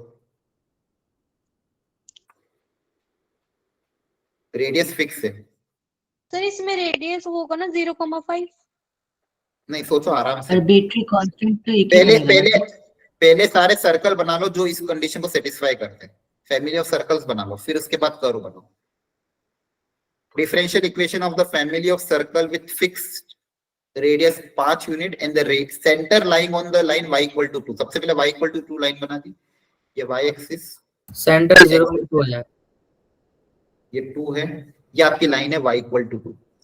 अब सारे सेंटर इसी पे लाई करते हैं, मतलब जो भी सर्कल आप बनाओगे उनके सबके सेंटर यहीं पे लाई करवाने हैं। सर सी ऑप्शन है, सी आ रहा है, वेरी गुड। जितने भी सर्कल आप बनाओगे उनके सेंटर कहीं पे भी, जहां पे भी हो, लेकिन इसी एक्सिस पे लाई करना चाहिए, इस लाइन पे लाई करना चाहिए। अब जितने भी सर्कल है उनका रेडियस फिक्स है, रेडियस कितना है, 5 यूनिट, हाँ है ना, समझ पा रहे हो? Yes sir. ठीक है, तो जितने भी सर्कल है उनका रेडियस 5 यूनिट है, तब सर्कल बना दो। एक ये बना दिया, मान लो ये सेंटर है, फिर से एक और बना दिया, फिर ये बना दिया। जितने भी सर्कल सबकी रेडियस 5 यूनिट है, तो सब सर्कल की साइज सेम रहेगी, साइज चेंज नहीं होगी, समझ पा रहे हो? देखो ऐसा बन रहा था, मतलब सबकी साइज क्या रहेगी, सेम, रेडियस सबकी क्या है 5 यूनिट। सेंटर क्या होगा, सेंटर का कोऑर्डिनेट 0, नहीं, जीरो कहाँ से, एक्स एक्सिस थोड़ी है, x, 2 एक्स कॉमा 2 X मतलब एक्स जो भी वाई कोऑर्डिनेट arbitrary आपका फिक्स constant। है, सेंटर का वाई कोऑर्डिनेट फिक्स है, लेकिन एक्स कोऑर्डिनेट तो चेंज हो रहा है ना। यहाँ पे देखो एक्स कोऑर्डिनेट x1 है, यहाँ पे एक्स कोऑर्डिनेट x2 है। सर आर सर ले तो लेते हैं। 5,2 होना चाहिए ना ये तो। कुछ 5,2 थोड़ी होगा, रेडियस आपकी 5 है, ये डिस्टेंस 5 है क्या? सेंट्रल कोऑर्डिनेट तो ये होता है ना, हर बार वो तो टच करती तो रेडियस के बराबर होता है, यहाँ पे टच थोड़ी कर रहा है एक्स एक्सिस को, दोनों में अंतर है। रेडियस 5 है, रेडियस आपकी फिक्स है, लेकिन सेंटर तो सबका चेंज हो रहा है ना, देखो ध्यान से, सेंटर सबका चेंज होता जा रहा है। सेंटर किस पे लाई कर रहा है, y इक्वल टू 2 लाइन पे लाई कर रहा है, ये है, ये है। तो इन सबका सेंटर में y कोऑर्डिनेट फिक्स है, लेकिन x कोऑर्डिनेट तो चेंज हो रहा है ना। Yes sir. ठीक है, तो आर्बिट्री कांस्टेंट क्या है यहाँ पे, x कोऑर्डिनेट है ना। तो x कोऑर्डिनेट को मान लो a b c d कुछ भी, तो मान लो x कोऑर्डिनेट को आपने a मान लिया, क्या मान लिया a, तो आपका ये a चेंज हो रहा है। और रेडियस हर क्वेश्चन की कितनी है, फिक्स है, दैट इज 5। तो रेडियस 5 है, सेंटर a, 2 है, तो बताओ इस सर्कल की इक्वेशन क्या आएगी, सेम पहले जैसी, x माइनस a का होल स्क्वायर, हाँ, y प्लस y माइनस 2 का whole square is equals to 25। Very good. तो ये आपकी इक्वेशन। नंबर ऑफ आर्बिट्री कांस्टेंट कितने हैं इस बार, एक ही है, एक ही क्लियरली दिख रहा है ना, सिर्फ x कोऑर्डिनेट का आर्बिट्री कांस्टेंट है। नंबर ऑफ आर्बिट्री कांस्टेंट इस बार कितने हैं, 1 है, तो ऑर्डर भी 1 ही आना चाहिए। ठीक है, चलो अब यहां से कैसे भी करके a को एलिमिनेट करना है, तो a को एलिमिनेट करने की कोशिश करो, आ जाएगा आंसर, डायरेक्ट हो जाएगा। ठीक है, मेन देखो ये क्वेश्चन टफ नहीं, जितने भी हमने कर रहे हैं एक बार ध्यान से देख लो, रिकैप कर लो, जितने भी क्वेश्चन कर रहे हैं सब में क्या कर रहे हैं, कर्व की इक्वेशन या तो क्वेश्चन में गिवन होगी या तो बनवाएंगे। क्वेश्चन में गिवन होगी तो पहले ये देख लेना कितने आर्बिट्री कांस्टेंट, या वो भी दे देंगे या फिर नहीं देंगे तो खुद से सोचना पड़ेगा। फर्स्ट वाले क्वेश्चन में हमारे पास देखा एक आर्बिट्री कांस्टेंट था, तो एक बार उसको डिफरेंशिएट करना अलाउड था, तो अपन ने एक बार डिफरेंशिएट किया और उसको एलिमिनेट करने की कोशिश करी। ठीक है, सेकंड वाले क्वेश्चन में हमने वापस से देखा, यहाँ पे फिक्स पॉइंट से पास कर रहा था, उसके पे वैल्यू पुटअप करी। थर्ड वाले क्वेश्चन में अगेंस्ट कर्व की इक्वेशन गिवन नहीं थी, हमने सर्कल ड्रॉ करा। यहाँ पे फायदा, यहाँ पे इंपॉर्टेंट पॉइंट क्या था, एक्स एक्सिस को टच कर रहा है, तो अगर टच कर रहा है तो जो रेडियस है और जो वाई कोऑर्डिनेट है वो सेम होगा, रेडियस और वाई कोऑर्डिनेट क्या होगा, सेम, तो दोनों की वैल्यू क्या होगी, r। तो यहाँ पे नंबर ऑफ आर्बिट्री कांस्टेंट एक ही था। इस वाले क्वेश्चन में तो सिंपल डेफिनेशन थी, यहाँ पे भी आपको number of arbitrary constant already given था, बस प्रॉपर्ली आपको एलिमिनेट करना था। यहाँ पे आपको अगेन डायग्राम बना के ये देखना कि नंबर ऑफ आर्बिट्री कांस्टेंट क्या है, एक ही देखते हैं, x coordinate of the circle. क्या समझ में आया यहाँ तक? Yes sir. Yes sir. चलो अब देखो एक और दिमाग लगाओ इस वाले में।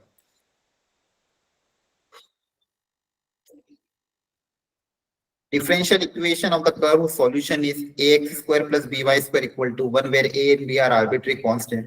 Second order second degree, first order second degree, first order first degree, second order first degree. क्या है इसका आंसर?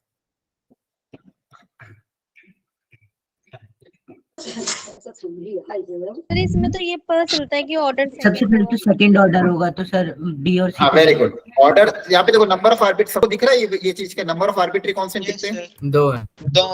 2 है। देखो ये बार बार यही चीज आ रही है, आपने प्रणव कल यही डाउट पूछा था ना? Yes sir. क्लास के लास्ट में। हाँ, नंबर ऑफ आर्बिट्री कांस्टेंट कितने हैं? 2, तो ऑर्डर कितना होगा? 2 होगा। और डिग्री तो निकालनी पड़ेगी हमको सॉल्व करके, हाँ है ना? Yes sir. ठीक है, तो हमको ये पता चल जाएगा ना, ऑर्डर तो 2 है, डिग्री आप पता करो कितनी आ रही है। तो दोनों को एलिमिनेट करके फाइनली डिफरेंशियल इक्वेशन बनाओ। ए और बी को, बेसिकली फाइनल इक्वेशन में मेरे पास ए और बी नहीं आना चाहिए।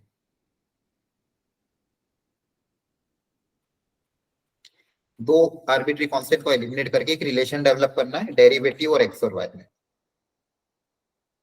इसी को बोलते हैं अपन सॉल्विंग डिफरेंशियल इक्वेशन।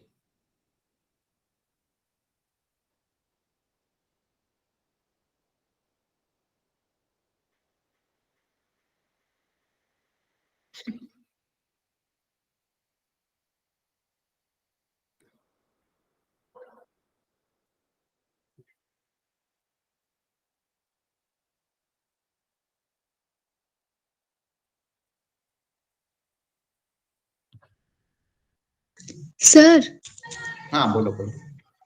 सर इसकी डिग्री 1 है और ऑर्डर 2 है। यस सर, मेरा भी यही आ रहा है एग्जैक्टली। Very good. ऑर्डर आपका सॉरी डिग्री कितना आ रहा है? 1। Yes sir. ओके, सर मैं भी अपना आंसर बताते बताते गलत बता देती हूँ। कोई दिक्कत नहीं, बस वहां पे टिक करके मत आ जाना। सर जैसे मैंने OMR में किया था। हाँ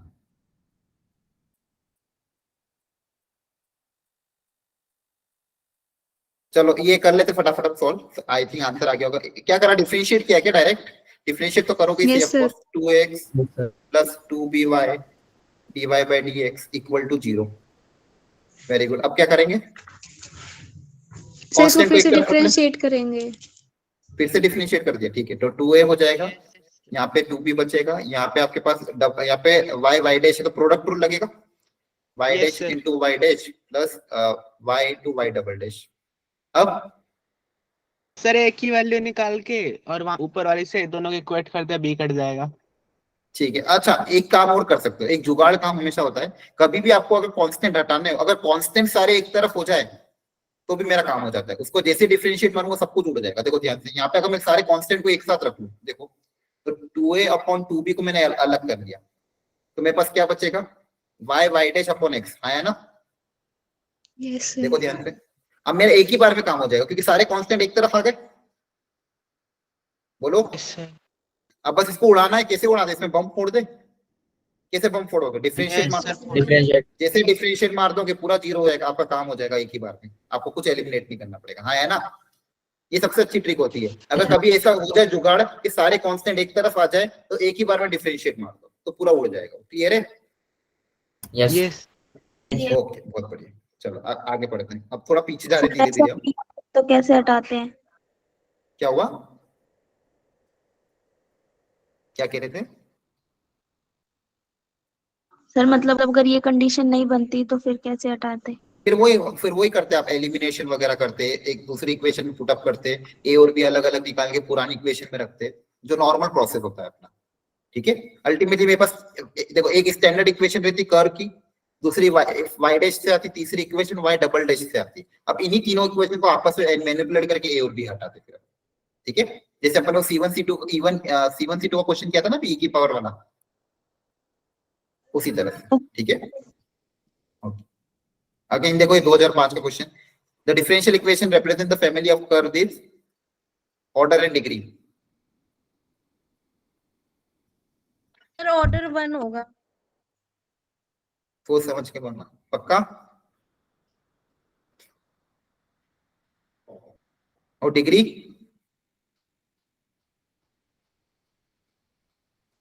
डिग्री रुक जाओ एक सेकेंड। ठीक है करो करो, बता दिया करो, रुकना हो तो, नहीं तो मैं फटाफट सॉल्व कर दूंगा सारे क्वेश्चन।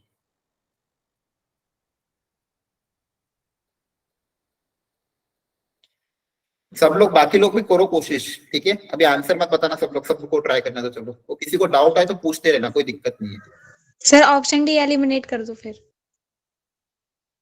अच्छा ऑप्शन ये नहीं, ऑप्शन तो रहने दो, ऑप्शन से क्या दिक्कत है? आपका आंसर निकालो। सर उसका मतलब काट ही दो सर। सर आ गया आंसर, बताऊं? बताओ। चलो सब अपना अपना आंसर बताओ, ABCD। सर सी ऑप्शन आ रहा है। अच्छा शायद देखते, और किसी का कुछ और आ रहा है?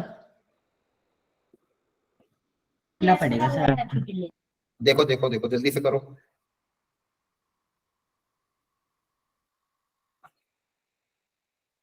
फाइनल डिफरेंशियल इक्वेशन बनाओ जिसमें सीन आ रहा है, और उस डिफरेंशियल इक्वेशन की देखो जो ऑर्डर है उसकी पावर कितनी आ रही है, dy by dx की पावर कितनी आ रही है।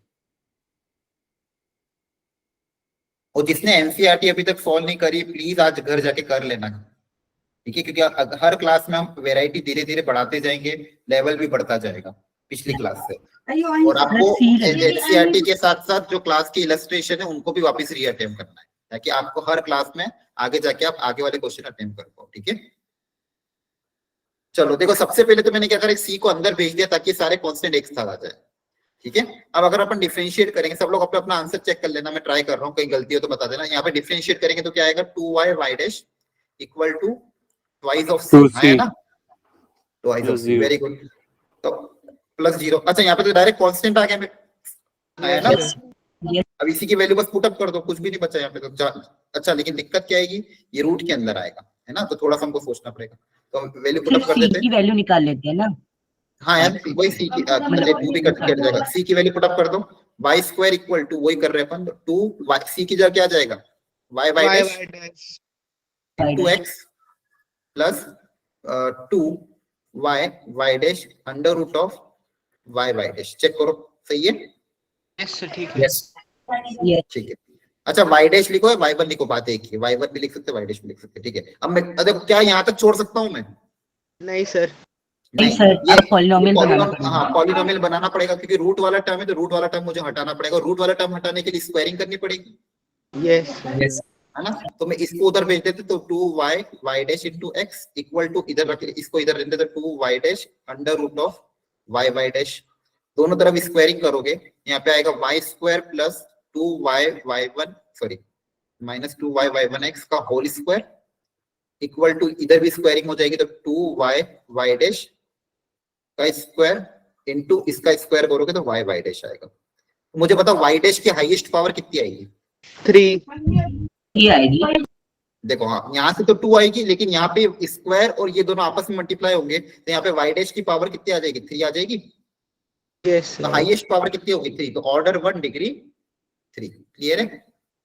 yes sir, okay. किसी को डाउट हो किसी स्टेप में तो वापस पूछ लेना। एनीवन? ठीक है चलो अब ये 2000 देखो एक एक करके हम पीछे आते जा रहे हैं। 2006 किया, 2005 किया, अब 2002 और 2003 एक पढ़ रहा है। चलो सर, पीछे सब लोग करने सर अभी 1999 पे भी जाएंगे क्या? ना वहां तक नहीं जाएंगे, बहुत इतना बहुत है। सर डाउट IIT इसमें में पहला पेपर कब हुआ था?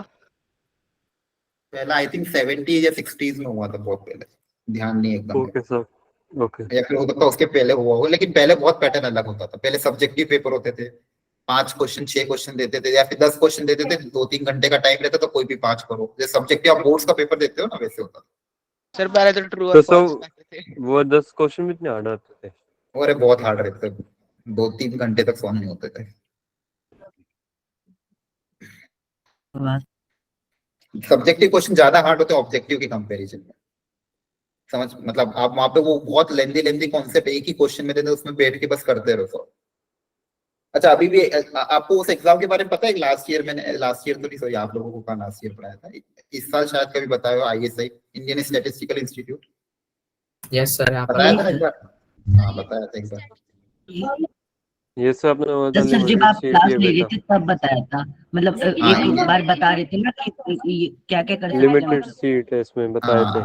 बहुत अच्छा इंस्टीट्यूट है ये, जनरली जिनको मैथमेटिक्स बहुत अच्छी लगती है, स्टैट्स में बी स्टैट्स कर सकता है, बी मैथ कर सकते हैं यहाँ पे जाके, अभी बीटेक का भी उन्होंने ऑप्शन दे दिया है तो बीटेक भी कर सकते हैं। लिमिटेड ऑप्शन है लेकिन ज्यादातर बेसिकली आपका ये ज्यादा फायदा होता है, ये इसके लिए ज्यादा मायने रखता है। सर मुझे करनी है मैथ्स में पढ़ाई। करनी तो कर, पहले तो आप अभी जेई करना क्योंकि इसका एग्जाम बहुत लेट होता है, मई एंड मतलब मई में आएगा एग्जाम, तो आप आराम से जेई मेंस पे अच्छे से अटेम्प्ट कर लो। जेई फिजिक्स के लिए तो हो सकता है, फिजिक्स के लिए आप ये साइंटिस्ट वगैरह की भी होती है, ये अपना आईसर होती है बता दूंगा। देखो एग्जाम्स के डिटेल में आपको शेयर कर दूंगा, वो सब एक अपन सेशन लेंगे जिसमें मैं सारी तरह के एग्जाम्स बता दूंगा, लेकिन आपका प्राइम टारगेट जेई होना चाहिए क्योंकि जेई एक ऐसा है कि जिसकी तैयारी में सारा सिलेबस में कवर हो जाता है। अब ISI की अगर देना तो मैथ्स को एक अपर लेवल पे हमको लेके जाना पड़ेगा बस, लेकिन उसके लिए बेसिक जेई का तो आना चाहिए, फिर उसके बाद वो थोड़ा हायर लेवल पे जाएगा। उसकी भी तैयारी मैं आपको करवा दूंगा प्रोवाइडेड आप पहले जेई मेंस में अच्छा स्कोर लेके आओ। ठीक है चलो और सॉल्व इसको। ऑर्डर 1 है तो सीधा वो सी लग रहा है सर। हाँ 12 और 13 दोनों आंसर निकाल लो। फर्स्ट वाले का आंसर क्या है? सी आ रहा है, देखते हैं। और किसी का कुछ और आंसर आ रहा है? सर बी होगा ना? B sir, ball, B for ball. Yes sir, आगे पीछे करके बता दिया था, पहले डिग्री पूछी थी, ऑर्डर का बता दिया। हाँ ये भी देखो एग्जाम में बहुत हाई कंसंट्रेशन नहीं रखो तो ये भी गड़बड़। अब 1 2 2 1 पहले क्या पूछा है? डिग्री,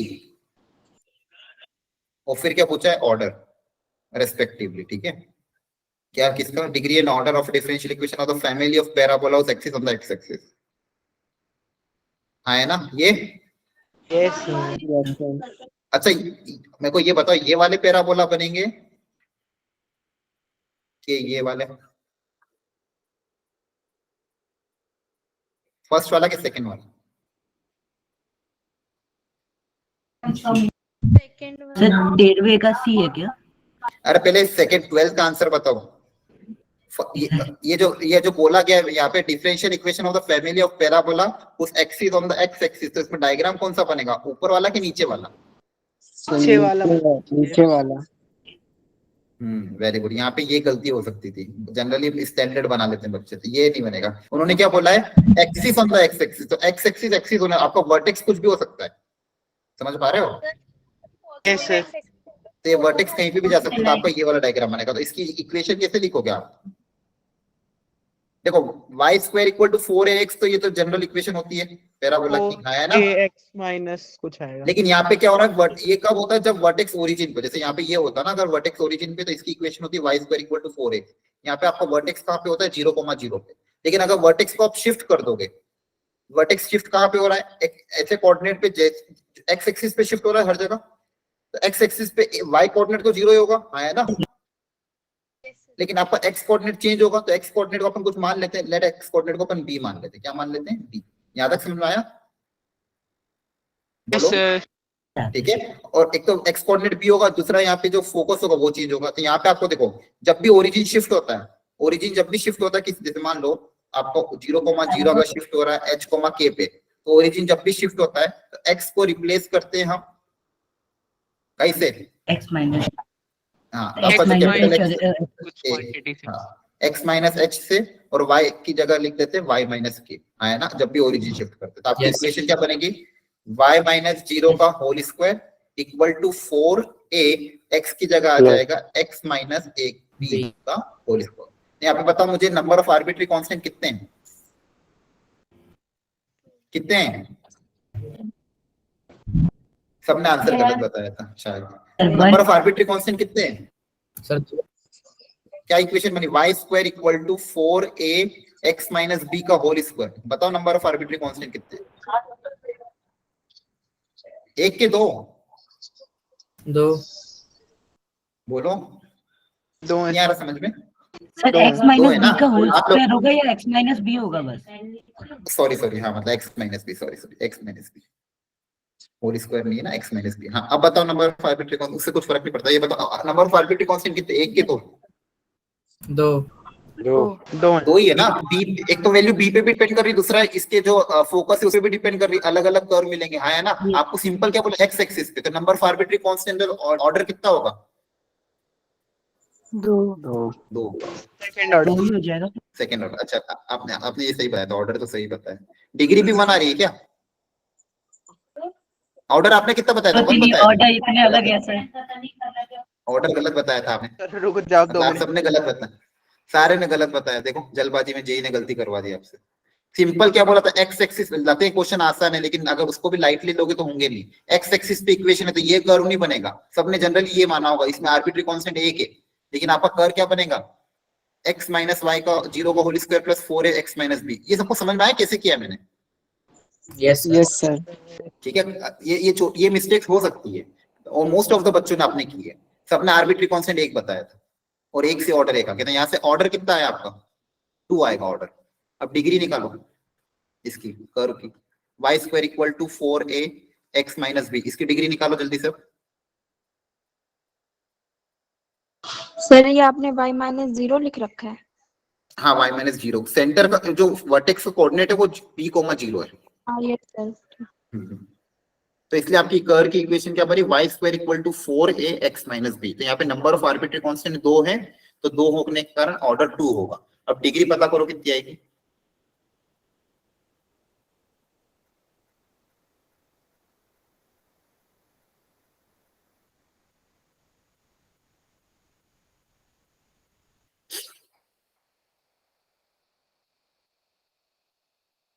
करो करो जल्दी। सी आ रहा है। अच्छा मेरे को एक चीज और पूछनी थी सर आपने y स्क्वायर 4x क्यों लिया, माइनस 4x वाला क्यों नहीं लिया? आप माइनस भी ले सकते हो, a नेगेटिव हो जाएगा ना, उसमें दिक्कत थोड़ी है, a की वैल्यू नेगेटिव ले लेना, प्लस माइनस से कुछ फर्क नहीं पड़ता। ठीक है, आप माइनस भी ले सकते हो क्योंकि अपने पास आगे कांस्टेंट a है ना, a की वैल्यू नेगेटिव हो जाएगी उसमें। ठीक है, ओके सर। मतलब बेसिकली उससे कोई दिक्कत नहीं आएगी। अच्छा, मैं आपसे एक बात पूछने वाला था, सब लोग ध्यान सुनना। ये हाँ 11 से रिलेटेड कि देखो दो प्लान हो सकते हैं। हमारा टारगेट ये है कि या तो हम आपकी ट्वेल्थ कोशिश करके नवंबर एंड नहीं तो दिसंबर फर्स्ट वीक तक निपटा दें, उसके बाद आपको 11th पढ़ाए, या फिर अभी आपको 11th पढ़ा दें और फिर उसके बाद आपको फिर बचा हुआ 12th का पोर्शन कराए। तो आपके लिए 11th करना, मैं पूरी बात सुन लो, रुको पहले पूरी बात सुनो। आपके लिए 11th हम अभी अक्टूबर मतलब बेसिकली लास्ट की अभी मान लो 23 तारीख से अगले नेक्स्ट वीक से और नवंबर एंड तक, अभी इस पीरियड में आपको 11th के टॉपिक करना ज्यादा अच्छा लगेगा, या फिर मिड दिसंबर से लेके जनवरी मिड तक उस पीरियड में आपको 11th के टॉपिक करना ज्यादा सही रहेगा? आपके लिए क्या ज्यादा कंफर्टेबल है? सर जनवरी वाले में करा देना, क्योंकि 3D वेक्टर बचे हैं, इंपॉर्टेंट टॉपिक है वो। पहले में करा देना, क्योंकि नहीं 11th का पूछ रहा हूँ मैं, 11th का अभी के बाद में, 11th के बारे में बात कर रहा हूँ सर। 11th का अभी सर अभी करेंगे तो भूल भी सकते हैं, तब करेंगे तो भूलेंगे नहीं, मतलब याद रहेगा तब तक। देखो मैंने भी यही प्लान बनाया था कि 11th का आपका, मैंने देखो ये सही, ये लॉजिक भी सही है कि आप लेट जितना लेट करोगे उतना ज्यादा फायदा है, और तब एक 12th आपका नहीं पड़ जाएगा तो आपका जो प्री बोर्ड बोर्ड उसमें थोड़ा आपका झंझट कम है। Yes sir. ठीक है। अच्छा दूसरी चीज अच्छे से हो जाएगी। हाँ बिल्कुल आपका प्री बोर्ड भी अच्छे हो जाएगा। दूसरी चीज देखो, स्कूल के प्री बोर्ड और स्कूल के एग्जाम पे एकदम ज्यादा हाईली फोकस होके पूरा मत लगा देना। थोड़े बहुत नंबर वहां पे कम भी आएंगे तो चलता है, कुछ फर्क नहीं पड़ता है, वो नंबर काउंट नहीं होंगे इतने। समझ में आ रहा है ना क्या होते हैं? नहीं सर, नहीं होते हैं। ठीक है, हाँ ये तो सबको क्लियर है ना। तो आपके अगर थोड़े नंबर कम भी आ रहे हैं, मतलब अगर मान लो आप फॉर एग्जांपल 80% वाले बच्चे हो या फिर 85 वाले बच्चे हो, और अगर आपके वहाँ पे स्कूल में 72 आ रहे हैं या फिर 65 भी आ रहे हैं फिलहाल, तो चलेगा, धीरे धीरे वो इम्प्रूव हो जाएंगे। लेकिन अपना पहला मेजर टारगेट है जेई का फर्स्ट अटेम्प्ट। मैं आपको ये नहीं कह रहा हूँ कि पूरा ही छोड़ दो, लेकिन जेई के फर्स्ट अटेम्प्ट के बाद भी आपको सफिशिएंट टाइम मिलेगा बोर्ड्स की तैयारी करने के लिए। और आपकी जनरली हर बोर्ड के पेपर में 3 दिन 4 दिन 5 दिन, किसी में 6 दिन का गैप होता है, और उसके पहले भी पूरा फरवरी पड़ा है तैयारी करने के लिए, आया ना? Yes sir. ठीक है, लेकिन जेई का टाइम वापस से मतलब हाँ उतनी तो बेसिकली सबको आती है, और अपन बेसिकली ऐसा कुछ तो पढ़ नहीं ले जो अलग है। अल्टीमेटली बोर्ड्स मतलब कंटेंट तो वही है ना। जेई में भी अपन ऐसा तो कुछ कर नहीं रहे ना कि अपन कुछ और पढ़ रहे, कंटेंट तो वही पढ़ रहे। अब जैसे मैं डिफरेंशियल इक्वेशन आपको करा रहा हूँ, बोर्ड्स के क्वेश्चन आपसे होंगे कि नहीं होंगे? यस सर, हो जाएगा। आराम से। तो फिर अपन वही कर रहे, तो आपको यही करना है कैसे भी करके। मतलब जनरली होता क्या है ना, मैं आपको रियलिटी बताऊं, लास्ट ईयर भी हुआ था। दिसंबर में जैसे प्री बोर्ड आती है, प्री बोर्ड के 15 दिन पहले बच्चे क्लासेस छोड़ना चालू कर देते हैं, जो कि सबसे बड़ा ब्लंडर है। मतलब मेरे को ये समझ नहीं आता, स्कूल की प्री बोर्ड के लिए आप मतलब 15 दिन पहले से तैयारी कर रहे हो और वो कर रहे हो ये कर रहे हो, तो फिर कोई मतलब नहीं है। तो जनरली जो बच्चा सिलेक्ट हुआ ना, वो बच्चा सिलेक्ट हुआ जो लास्ट तक उन्होंने दिसंबर में क्लासेस भी करी, वो बच्चा प्री बोर्ड में भी आता था। जिस दिन पेपर होता था उस दिन हम छुट्टी दे देते हैं, लेकिन उसके पहले बीच में थोड़ा वो एक एटलीस्ट एक क्लास तो करते थे। हम ज्यादा लगाते थे भी नहीं थे, एक क्लास लगाते थे। ठीक है, आपका थोड़ा टाइम प्रैक्टिकल में जाएगा, नो डाउट। उस दिन कभी कभी पूरे दिन पूरे हो जाते हैं, लेकिन उसके अलावा आप कैसे भी करके क्लास मैक्सिमम करनी है। ठीक है, अच्छा मैं आपको दिखाता हूँ मैंने एक प्लानर भी बनाया था आप लोगों के लिए। एक्चुअली मैंने वो बनाया था, लेकिन हमारे ऑर्गेनाइजेशन में कितने लोगों ने बोला कि शायद बच्चों को 11th अभी करवा दें, 12th उनको बाद में करवाएं। लेकिन मेरा प्रेफरेंस ये था कि आपको 12th December and January mid तक करवाएं, ताकि तब आपके पास 11th तब करवाएं, आपके पास 12th का लोड भी नहीं रहेगा दिमाग में, और 11th अच्छे से एक्वायर भी कर लोगे। हाँ है ना? इसी में रेडी हो ना आप लोग, सब लोग? Yes sir. सर मतलब जेई का बीच में तो नहीं आएगा ना, मतलब ऑफ पे ही आता होगा ना कोई? जेई का आ गया ना डेट, 24 जनवरी बाद आएगा। 24 जनवरी वाले के बाद वाले 24 जनवरी से 2 फरवरी के बीच में। 2 फरवरी? हाँ मतलब 24 जनवरी वाला जो जेई का लास्ट वीक है ना, उसी में आपका पेपर अटेम्प्ट होगा। कुछ ज्यादा लेट नहीं कर दिया ना बहुत बढ़िया नहीं। हर साल ये डेट होती है भाई? हाँ यही होती है, लगभग यही होती है।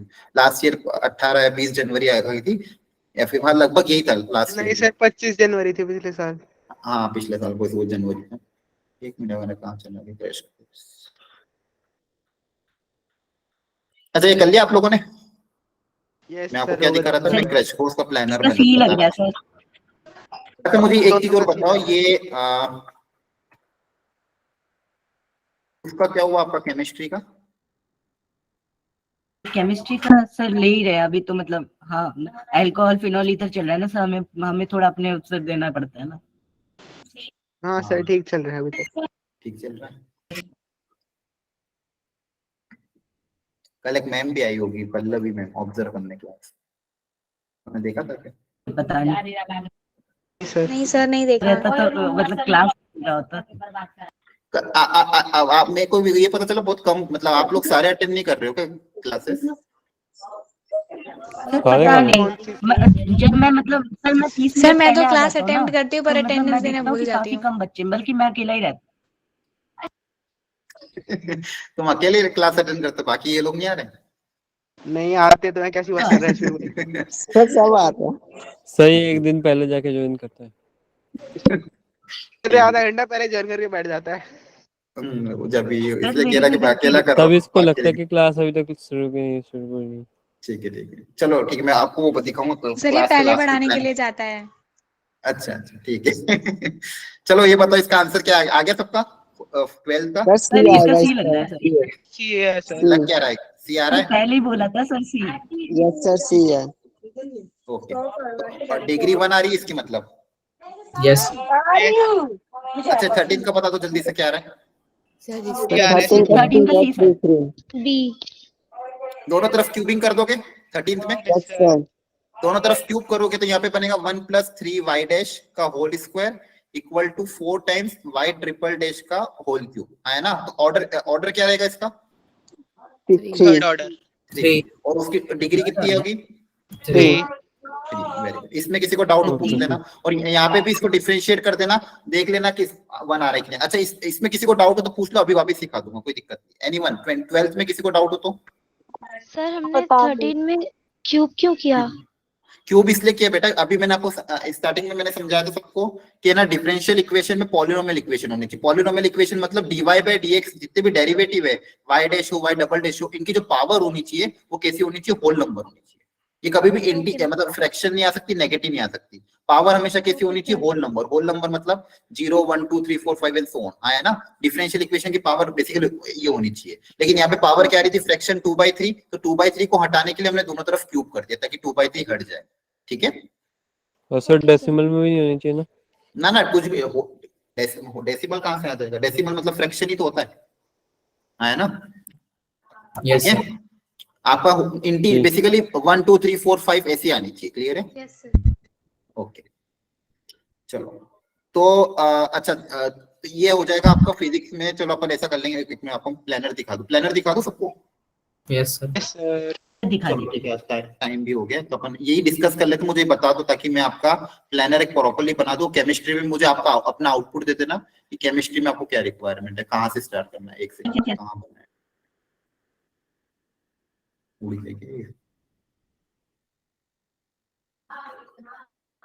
एक सेकंड,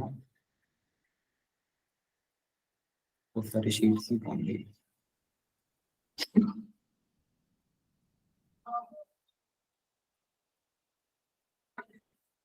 मेरे 11th के टॉपिक कर लेना, मतलब ये तो नहीं है कि कट वट जाएंगे। नहीं, अभी वो टॉपिक्स करो जो आपके एनसीईआरटी में, पहला प्रेफरेंस उनको दो। ठीक है? फिर उसके बाद वो टॉपिक करना जो एक्स्ट्रा है। ठीक है? अभी आपके इस साल जो एनसीईआरटी रिवाइज हुई है ना, उसके हिसाब से पहले टॉपिक करना। ओके रिवाइज एनसीईआरटी नहीं है सर,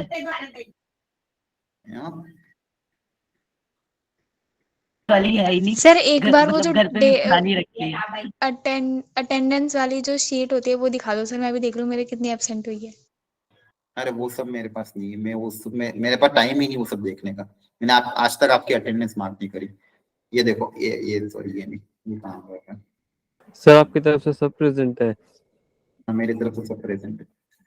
एक्चुअली मैं किसी और को काम दे रखा है अटेंडेंस मार्क करने का, तो वो मेरी क्लास में जाके अटेंडेंस मार्क कर देता। सबको स्क्रीन दिख रही है? देखो। Yes sir. यस ये बनाया था मैंने आपका अभी आपको शायद रे ऑप्टिक्स चल रहा है फिजिक्स में, है ना? यस सर तो आपका यहाँ पे वेव ऑप्टिक्स आ जाएगा। ये बनाते मेरे को सब याद हो गया कि कौन कौन से टॉपिक है, तो पता ही नहीं था फिजिक्स केमिस्ट्री में क्या है। यहाँ पे आपका वेव ऑप्टिक्स चलेगा। ठीक है? दिवाली के पहले तक। ठीक है? उसके बाद अपन आपकी मॉडर्न फिजिक्स स्टार्ट हो जाएगी।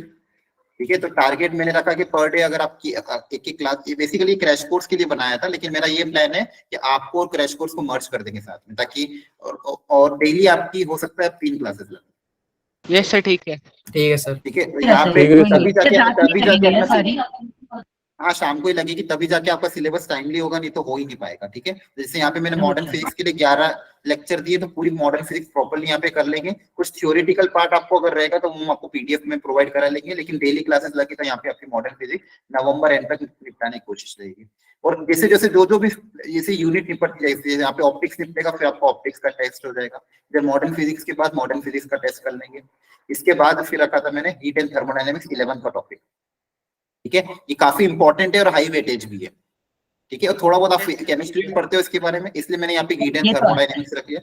ठीक है। इसके बाद अब देखो यहाँ पे दिसंबर में जब आपके एग्जाम्स रहेंगे, इस दौरान आपके एग्जाम रहेंगे, राइट, तो हो सकता है बहुत सारे बच्चे ना आए, इसलिए फिर मैंने यहाँ पे इलेक्ट्रोस्टैटिक करंट एंड मैग्नेटिज्म रखा है, क्योंकि ये हो सकता है बहुत सारे बच्चों का हो चुका है, लेकिन जिनको अगर रिवाइज करना हो तो वो यहाँ पे आ सकता है, क्योंकि इसका भी वेटेज काफी ज्यादा रहता है। इसका वेटेज भी मैंने यहाँ लिख रखा है 32 मार्क, 32 मार्क का जेई वेटेज है इसका। ठीक है। क्योंकि ये ऑलरेडी आपका हो चुका है, हाँ है ना। यस सर, हो गया। और इसी टाइम पे आपके स्कूल में एग्जाम भी चलेंगे, तो अगर आप कुछ कुछ लेक्चर भी अटेंड करोगे, सारे लेक्चर ना भी अटेंड कर पाओ, काम के लेक्चर अटेंड करोगे, तो भी आपका काम हो जाएगा, और इधर आपके एग्जाम में निपट जाएंगे। क्लियर है? सही है सर। जैसे आपका दिसंबर को ये खत्म होगा, फिर EMI/AC की मैंने ये रखा है लास्ट वीक ऑफ दिसंबर, तो ये भी इंपॉर्टेंट टॉपिक है। ठीक है। इसमें EMI/AC आपका रिवाइज हो जाएगा। दिसंबर कंप्लीट होने के बाद फिर आपका अपन वापस 11th पे आ जाएंगे। सर रोटेशनल मोशन थोड़ा पहले रख लो। रोटेशनल मैंने रखने का सोचा था, लेकिन रोटेशनल बहुत लेक्चर खाएगा, तो आप बताओ या तो फिर किसी एक को हटा के rotational. NLM sir, NLM rotational और वर्क पावर एनर्जी तीनों सर साथ में हो असेसमेंट तो भी वेव अच्छा हटा दो, लगेगा। उसकी जगह रख लो। ठीक है। चलो इसकी जगह अपन या फिर EMI/AC और इन दोनों को हटा दें। यस सर, हटा दो। EMI/AC तो अभी आपको हुआ आई थिंक, यस सर। तो इसकी जगह अपन फिर आपका लॉस ऑफ मोशन काइनेमेटिक्स कर लोगे खुद से। ये सब वो तो हो जाएगी, वो तो सबसे ठीक है। तो काइनेमेटिक्स और तो सर यूनिट टाइम काइनेमेटिक्स ये सब हटा दो ना, वो लॉस ऑफ मोशन आपका हो जाएगा, फिर आपका आ जाएगा क्या, वर्क पावर एनर्जी, है ना, रोटेशनल और सर्कुलर, ये सब आएगा इसमें, और यहाँ पे आपका रोटेशन दे देंगे। ठीक है। 30 रह गया। Yes sir. यहाँ पे देख लेंगे उस समय रिक्वायरमेंट, क्योंकि ये मैंने जानबूझ के लेके, क्योंकि यूनिट डायमेंशन से बहुत इजी टॉपिक है, और एक क्वेश्चन आता है ये एरर वगैरह पे, हाँ है ना। Yes sir. तो मॉडर्न कब से स्टार्ट होगा? मॉडर्न आपका स्टार्ट हो जाएगा अभी दिवाली के पहले शायद, हाँ उसकी नहीं दिवाली के बाद स्टार्ट होगा मॉडर्न। हाँ दिवाली के बाद। सर आई गेस वो सर साइड में मॉडर्न में। हाँ सर मॉडर्न में शायद आर नहीं, एमओडी होगा शायद। नहीं आर है सर ये FST क्या है? ये FST full syllabus test, full syllabus test start हो जाएंगे, फिर FST भी तो कराने पड़ेंगे। डेली फुल सिलेबस टेस्ट होगा? हाँ तो क्या हो गया, एक दे देना 3 घंटे का, क्या फर्क पड़ता है। हाँ सर ठीक है, एक हफ्ता तो रहेगा पेपर में। जिसको लग रहा है कि वेला ही बैठा रहता हूं। ठीक है, जिसको लग रहा है एक दिन छोड़ के देना, वो एक दिन छोड़ के दे देना। ठीक है। और यहाँ पे हमने दो क्योंकि कम से कम एक्चुअली 7 से 8 तो होने ही चाहिए एक्चुअली, लेकिन अपने पास समय की कमी है। अब देखो अगर यहाँ पे मान लो अपना टाइम बच गया कहीं पे, ऐसा लगा कि जल्दी कवर हो जाएगा, तो अपन जल्दी FST स्टार्ट करते हैं। ये टेंटेटिव मैंने बनाया है, अप्रोक्सीमेटली ट्राई तो करेंगे इसके पहले थोड़ा बहुत कैलकुलेट करने का, लेकिन अगर नहीं हुआ तो यहाँ तक तो जाएगा इसी। इसके बाद 2 दिन कम से कम फुल फॉर्मूला रिवीजन रखेंगे, जिसमें सारे फॉर्मूला 1 या 2 क्लास में रिवाइज करेंगे। उसके बाद आपका 17 जनवरी या 15 जनवरी से, मोस्ट प्रोबेबली 15 जनवरी से मान के चलो, टारगेट एक्चुअली 15 जनवरी से ही है, यहाँ से आपके FST स्टार्ट हो जाएंगे। उसके बाद आपकी इच्छा है, आपको अगर पूरा देना तो पूरा देना, एक एक छोड़ के देना तो एक एक छोड़ के देना। ठीक है। बोलो सर। हाँ बोलो। मतलब जो आपने एक क्रैश कोर्स बनाया है उतना भी कर जाएंगे तो भी हो जाएगा कुछ। अरे हाँ देखो, अच्छा हाँ एक चीज और है, एक को ये डिस्कस भी करना था कि आपसे नहीं दूसरे बच्चों से भी, बहुत सारे बच्चे ऐसे भी हैं अपने यहाँ पे। हुआ क्या है ना, देखो आपके यहाँ जो पेपर बनते हैं अवंती में, वो नो डाउट थोड़े टफ बनते हैं। ठीक है। आपके हो सकता है अब तक एग्जाम में बहुत कम नंबर आ रहे हो, किसी के 5 आ रहे हो, 10 आ रहे हो, 15 आ रहे हो, 20 आ रहे हो, तो आधे बच्चे तो वो मार्क्स देख के गिव अप दे दिया है, बहुत सारे बच्चों ने आने क्लास में बंद कर दिया है। ठीक है। आपको लास्ट तक ट्राई करते रहना है। ठीक है। मेरे पास एक लास्ट ईयर की बच्ची है, तृप्ति नाम था उसका, ठीक है। तृप्ति अभी इसका हो गया सीएस, इसको ब्रांच भी मिल गई, दिल्ली यूनिवर्सिटी में अच्छा कॉलेज भी मिल गया है, वो सीएस ब्रांच मिली। सीएस ब्रांच मिलना मतलब अपने आप में बड़ी बात है, क्योंकि बहुत भयंकर कंपटीशन होता है सीएस के लिए, ठीक है। अभी आजकल ज्यादा उसमें हो गया। तो उस बच्ची का भी यही था, वो उसके अवंती के पेपर में स्टार्टिंग के जो पेपर्स थे दिसंबर, मतलब मान के चलो नवंबर एंड तो बहुत कम नंबर है, लेकिन उसका एक पॉइंट अच्छा था कि वो गिव अप नहीं दिया उसने, आखिरी तक उसने लड़ा, फाइट किया, मेंस एडवांस तक उसने सारी क्लासेस अटेंड करी और मतलब अच्छा स्कोर हुआ, ठीक है। तो आपको ये हमेशा ध्यान रखना है कि ये जो टेस्ट होते हैं इनके स्कोर पे एकदम से, ऑफकोर्स आपको ट्राई करना इंप्रूव करने की, कि कोशिश करें हर पेपर में इंप्रूव करें, लेकिन कभी अगर नंबर कम आते हैं ना तो उससे एकदम वो नहीं सोचना कि डिमोटिवेट हो जाए एकदम, कि भी कुछ नहीं आता है। अभी भी समय बाकी है, आप देखो कि लगभग पूरा सिलेबस कवर्ड है ना, कुछ भी थोड़ा बहुत ही छूट रहा है। देखो मैकेनिक्स का लगभग पोर्शन आ गया है, थर्मल पूरा मैंने ले लिया है, इलेक्ट्रोस्टैटिक मैग्नेटिज्म ले लिया है, रे ऑप्टिक्स वे ऑप्टिक्स ले लिया, मॉडर्न फिजिक्स कुछ बचा ही नहीं एक्चुअली। तो अगर अभी भी आप ढंग से करोगे, एक एक चीज को ढंग से पढ़ोगे, कंसंट्रेट होकर अपना टाइमली चीजें करो। अच्छा, इसमें एक चीज और करेंगे अपन, यहाँ पे इसी शीट में रिकॉर्डिंग्स ये अपलोड हो जाएगी और ज्यादातर ध्यान पीवाईक्यू पे दिया जाएगा, ताकि आपका कम टाइम में प्रॉपर्ली चीजें भी कवर और पीवाईक्यू भी क्लास में कवर होते जाए, ठीक है। Yes sir. तो मैथ का भी बनाया होगा ना आपने? मैथ अभी फिजिक्स का ही बनाया, अभी तो केमिस्ट्री। अच्छा, मुझे केमिस्ट्री का आप थोड़ा आइडिया दो कि केमिस्ट्री में आपको जैसे अभी क्या चल रहा है, ऑर्गेनिक चल रही है। Yes sir. Yes sir. Alcohol phenol ether चल रहा है ना आपका, ठीक है। तो मुझे ऑर्गेनिक तो लास्ट में ही रखना सर, क्योंकि उसमें काफी याद करना है, तो जितना अच्छे से जितना याद रहे उतना सही सर। ठीक है। और आपको मुझे ये एक चीज बताओ पहले, last general organic chemistry 11th में कराया था आपको अच्छे से, मतलब आपने अच्छे से किया था? नो सर, कराया था सर, वो अच्छे से कराया था सर, 9 लेक्चर 10 सर, दो बार करने लिए थे तब। ठीक है। देखो क्योंकि देखो ऑर्गेनिक मतलब मुझे जहां तक पता है कि ऑर्गेनिक स्ट्रॉन्ग करने के लिए सबसे पहले बेसिक जीओसी आना चाहिए, इंपॉर्टेंट है ना, मतलब उस पे तो कमांड होनी चाहिए, उसके बाद ही आप ये आगे जाके ये सब चीजें कर सकते हो। ऐसे ही होता है सर, रख लेना थोड़ी जीओसी क्लास रिवीजन हो जाएगा, कुछ बुरा नहीं है। ठीक है, हाँ ठीक है। और दूसरी चीज ये मुझे ये बताओ कि और मतलब केमिस्ट्री में आप क्या चाहते हो, अभी मैं 11 के टॉपिक से स्टार्ट करूं या बच्चे में पहले 12 के टॉपिक हम निपटा लें? आपका सिर्फ बच्चा शायद थोड़ा ही निपटा है, बच्चा है।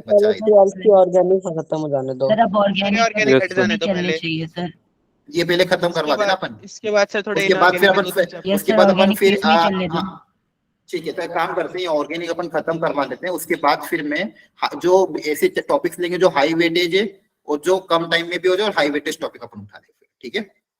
Yes sir. Okay sir. ठीक है। तो ये मैं प्लानर बना रहा हूँ, वैसे मैंने ये 30 अक्टूबर से बनाया था। अगर ये सब कुछ सही हो गया, सेट हो गया, तो या तो अपन इसको 23 से चालू करेंगे, नहीं तो 30 से प्रॉपर्ली स्टार्ट करेंगे, ठीक है सर। इनऑर्गेनिक के भी 2-3 चैप्टर बचे हैं। बस एक रिक्वेस्ट है सर, थर्मोडायनेमिक्स जरूर डाल देना उसमें, मतलब जब भी आप बनाओ तो केमिस्ट्री।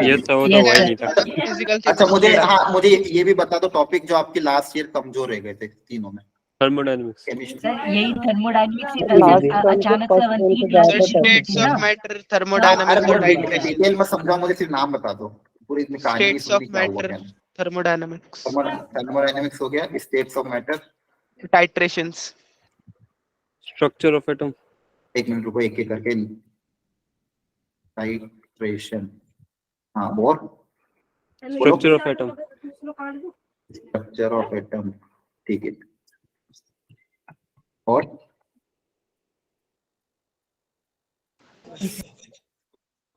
कुछ है?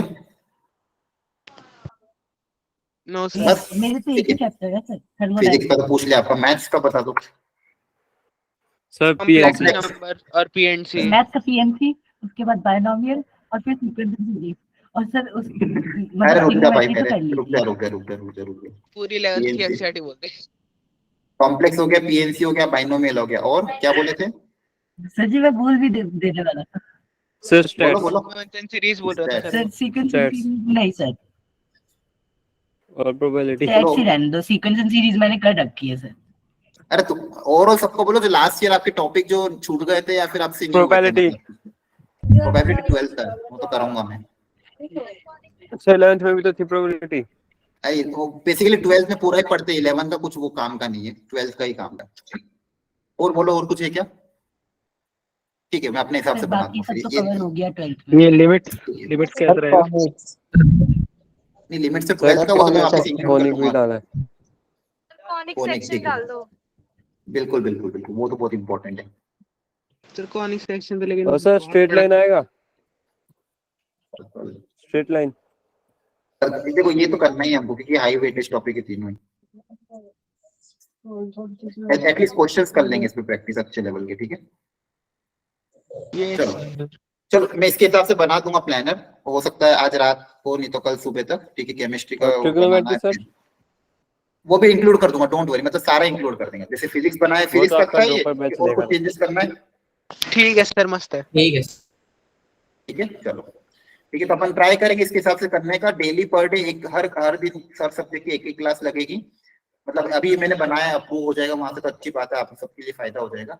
और अपन इस तरह से बनाने की कोशिश करेंगे, ठीक है। चलो चलो 10 बज गई है, आज के लिए इतना ही रखते हैं। Thank you everyone, bye bye, good night. Good night sir. Good night sir. Good night sir. Happy night sir. Sir attendance भेजनी है? अरे नहीं जान दो, ये मैच का क्या हुआ, जीत गए क्या हार गए?